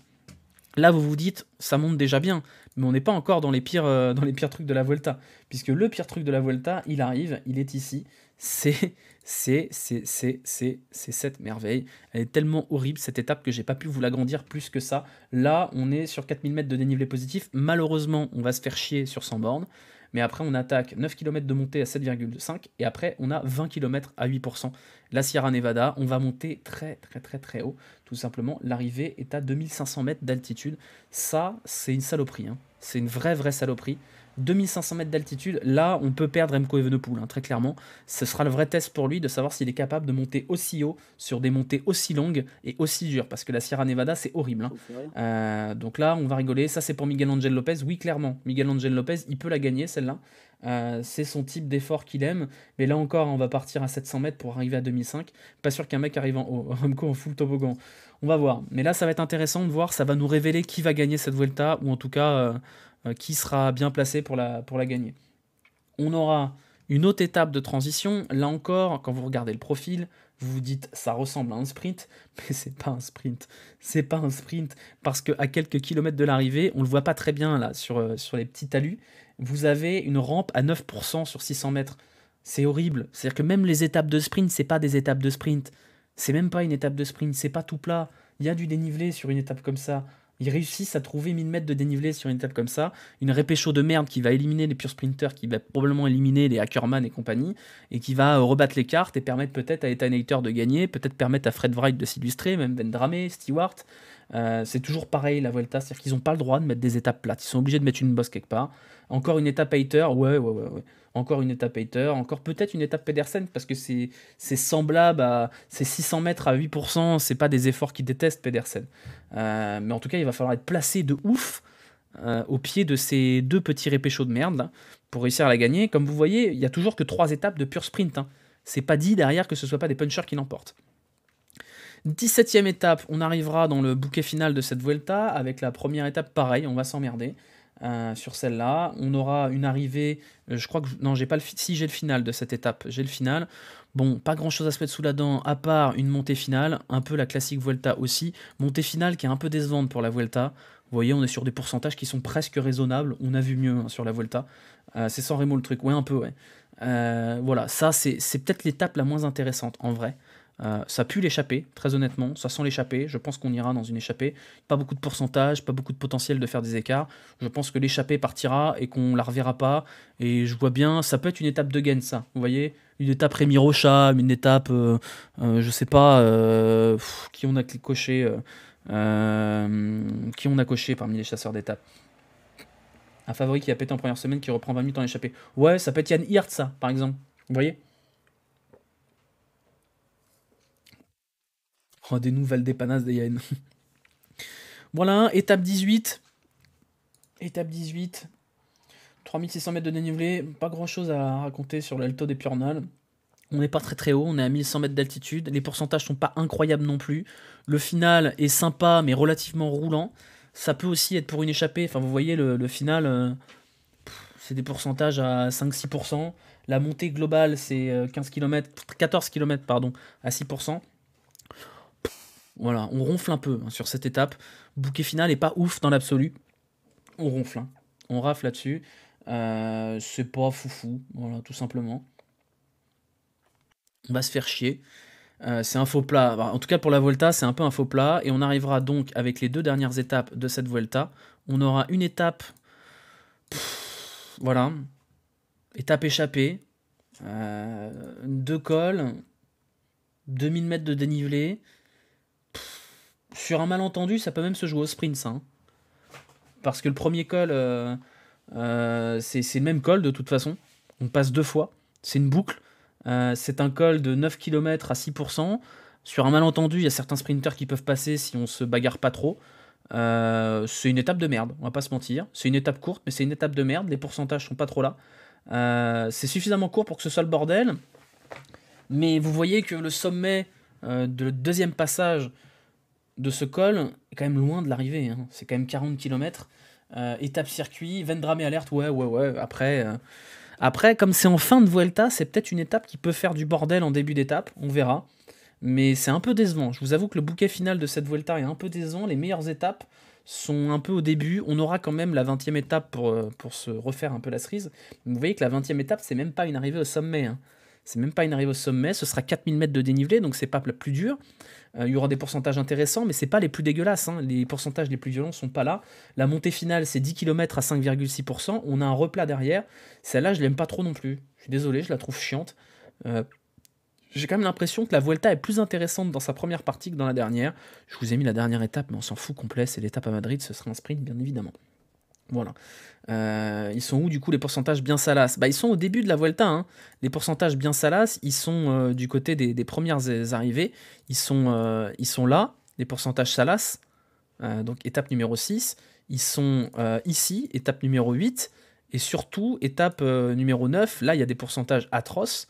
Mais les vraies grosses étapes de montagne, elles sont en première partie de Vuelta, hein. Donc on aura, je pense, une idée du vainqueur assez tôt. Notamment sur l'étape 15, hein, c'est ça, c'est l'étape 15. C'est celle-là, l'étape reine. L'étape numéro 15, c'est celle qui arrivera à la Sierra Nevada avec sa montée de 20 km. C'est là qu'on saura le vainqueur. Après, ce sera difficile d'aller rechercher des points, d'aller rechercher des minutes. C'est difficile. Ils font l'inverse du Giro. Ouais, ouais, ouais. Mais la troisième semaine de Volta, ouais, c'est pas ouf. Donc on sera attentif à la deuxième semaine de la Vuelta pour savoir qui l'emportera. Dernière étape plate alors qu'il n'y aura plus de sprinter. Ah oui, ça c'est vrai qu'on n'a pas dit ça. Je pense qu'ils essayeront d'aller au bout quand même. Mais la dernière étape, qui est la classique, hein, voilà, étape de sprint à Madrid, c'est pas sûr qu'il nous reste grand monde, hein. C'est vraiment pas sûr qu'il nous reste vraiment grand monde sur l'étape de sprint à Madrid. Ça peut être décousu, hein. Ça peut être même, ça peut ne pas se jouer au sprint s'il y a des gros dégâts. Donc voilà, Val du FC Guimard, ça me fume ce pseudo. Voilà pour le profil de cette Vuelta. J'ai pas regardé le dénivelé complet de la Vuelta. Alors, si, je l'ai ici. Non, il n'y a pas le total du dénivelé. Distance totale 3295 km, c'est pas hyper long dans l'absolu. J'ai pas les stats du dénivelé total de cette Vuelta. À noter qu'on n'a aucune étape de plus de 200 km. C'est quand même assez rare pour être signalé sur un grand tour. Madrid est à 600 mètres au niveau de la mer. Oui, visiblement, je suis jamais allé à Madrid, donc je n'en sais rien. Voilà, je vous ai mis les favoris en haut de l'écran.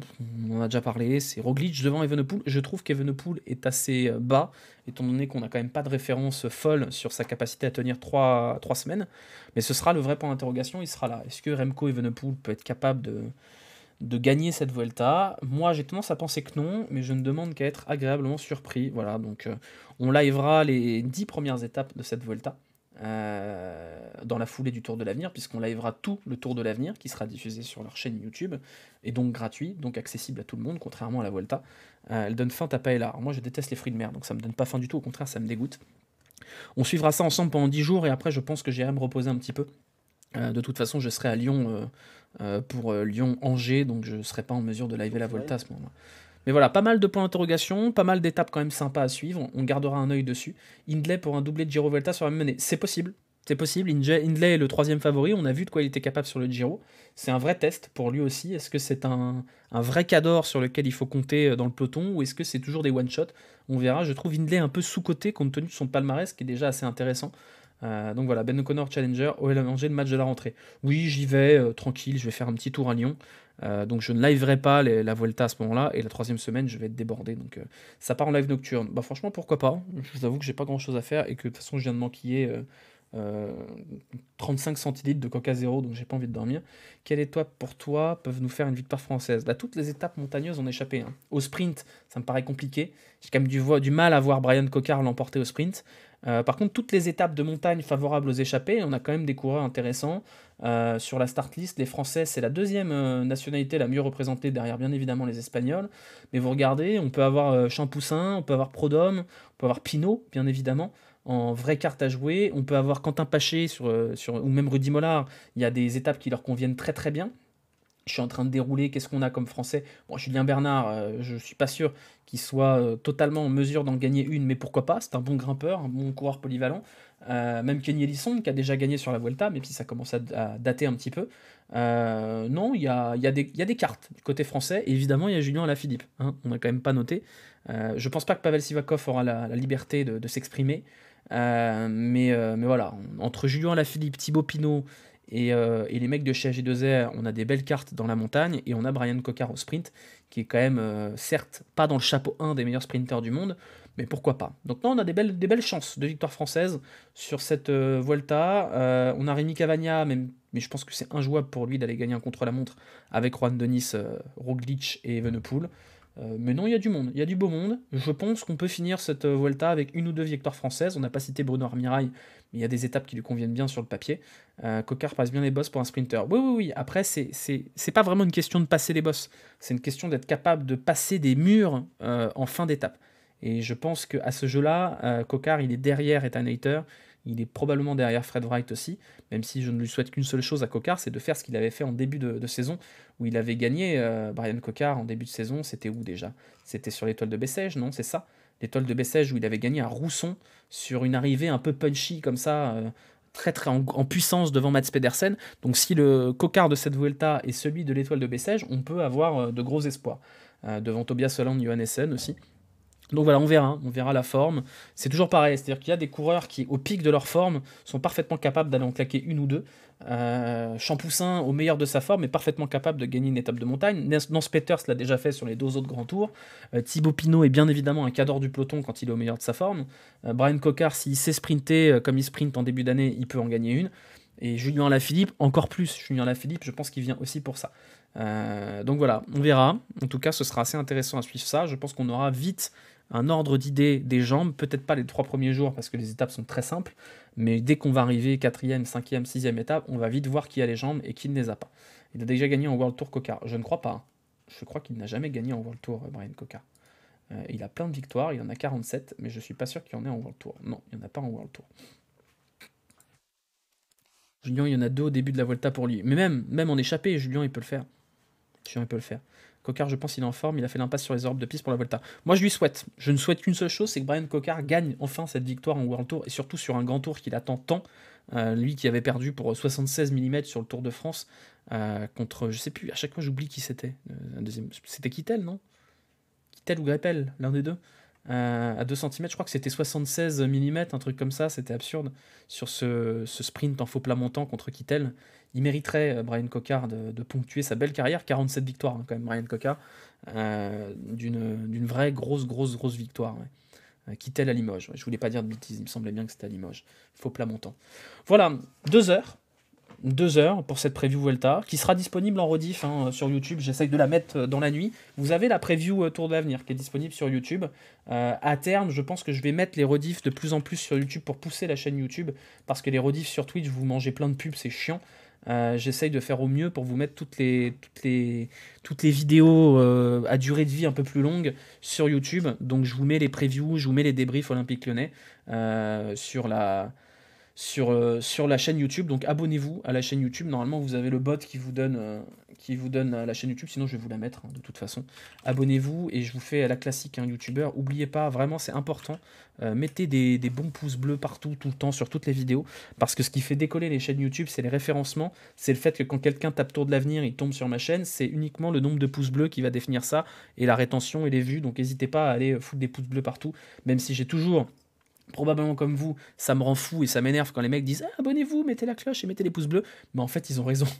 En fait, ils ont raison. Un coucou de Limoges. Oui, bien sûr, Alex, la plus belle ville de France. C'est bien le Tour du Limousin, tu t'éclates? T'as dû t'éclater aujourd'hui, cela dit. Tu me diras. On a vu une étape du Tour du Limousin avec une attaque PCM de l'équipe Groupama FDJ. Ils sont partis à 6. Ils sont partis à 6, ça n'a pas payé, même si Valentin Madouas a réussi à résister jusqu'au bout, à accrocher le wagon du groupe des favoris et fait 4e au général, donc c'est quand même une sacrée perf. Mais Groupama FDJ, début d'étape, ils sont partis à 6. Voilà, bon, pourquoi pas, après tout. C'est toujours un peu décousu le Tour du Limousin, mais à ce point-là, moi j'avais jamais vu ça. Hein. Donc, panache de Rui Costa pas récompensé. Mais en fait, Rui Costa a attaqué, et je pense que comme il a jamais attaqué de sa carrière, c'est tout le karma de sa carrière qui est retombé sur lui. Il est parti tout droit au bon point. Donc il n'a pas gagné. Après, je suis pas sûr qu'il aurait gagné, même s'il avait pris le bon virage. Alors, après, c'est pas grave. Hein. UAE a gagné avec Ulissi. Donc voilà. 0 plus 1 en raccourci clavier. À 5, je pensais que c'était à 6. À 5. Un bug de la matrice. Ça part en débrief Tour du Limousin. Non, parce qu'en vrai, il n'y a pas grand-chose à débriefer, à part cette attaque de Groupama FDJ qui nous a bien animé l'étape, puisque ça a duré toute l'étape, tout simplement. Ils sont tombés comme des mouches un par un, avec Genietz en dernier rideau. On a perdu Walter, on a perdu Aski, Madouas qui s'est fait reprendre dans le final, mais qui a résisté jusqu'au bout, qui aurait même pu jouer la gagne. Il a tenté une Verstappen dans le virage, il y avait un dernier virage à gauche, et Madouas, il a fait une espèce de dive bomb pour essayer de passer devant tout le monde, il n'a pas réussi. Et du coup, il n'a pas pu vraiment jouer le sprint. Sprint qui a été remporté par Jacques Ulysse, Diego Ulissi. C'est Aramburu qui devrait, selon toute logique, s'imposer sur ce tour du Limousin et rapporter des puntos très importants pour la Movistar. La Movistar qui va réussir à faire un petit tir groupé quand même avec Gonzalo Serrano qui va faire 17ème. Bon, 17ème, ça vaut pas beaucoup de points UCI. 17ème, c'est 3 points UCI. Mais c'est important parce qu'il va rapporter 125 points quand même à Aramburu s'il tient sa victoire demain. L'étape de demain est plate. Je crois pas que demain ce soit si difficile que ça, mais il y a quand même quelques petites bosses mignonnettes, des petits murs qui traînent à droite à gauche, ça peut être le bordel. Ça peut être le bordel. Aramburu, il joue gros quand même, hein. Parce qu'une victoire sur le Tour du Limousin, comme je vous ai dit, c'est 125 points UCI. 125 points UCI, c'est beaucoup. C'est beaucoup. Donc non, demain, c'est assez vallonné. C'est pas autant potentiellement le bordel qu'aujourd'hui. Mais le final, ce sera pas un sprint massif. Ça, c'est une certitude. 2000 mètres de 2500 mètres de dénivelé positif, me dit Alex. Voilà, donc comme ça, je vous recommande de regarder demain. De toute façon, demain, on va liver le Tour de l'Avenir. On gardera un œil sur le Tour du Limousin et on ira faire un tour du côté du contre-la-montre par équipe de la Vuelta. Donc on aura un bien beau programme. C'est quoi ces playlists créées avec des plans d'animaux? What the fuck? C'est des vidéos de merde, ça. C'est mes playlists de vidéos à la con il y a longtemps. Mais vous avez plein de belles choses sur la chaîne YouTube. Vous avez la playlist. Ah non, celles-là, elles sont privées. Vous avez une playlist de stream. Attention à la brousse. Ouais, vous vous rappelez peut-être. Effectivement. Bon, eh bien écoutez, sur ce, nous allons nous quitter et on va repartir en live nocturne derrière. Donc restez si vous voulez discutailler un petit peu. Quoique, est-ce que j'ai pas autre chose à faire quand même? J'ai des copies à corriger. Donc est-ce que je fais un live nocturne de correction de copies? Je sais pas. Mais si, au pire, on fera pas longtemps, c'est pas grave. Voilà, juste je vais couper la vidéo pour pouvoir la mettre sur YouTube derrière. Et on se retrouve dans 5 minutes, 10 minutes, le temps d'aller pisser. Beau coureur à Rambourou, oui, il mérite, ouais. Après, c'est un coureur qui n'a pas le palmarès que son profil laissait présager.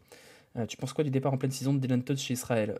I prefer not to speak, parce que je trouve ça à minima très louche quand même. Mais bon, voilà. Sur ce, à bientôt. La rediff sera sur YouTube.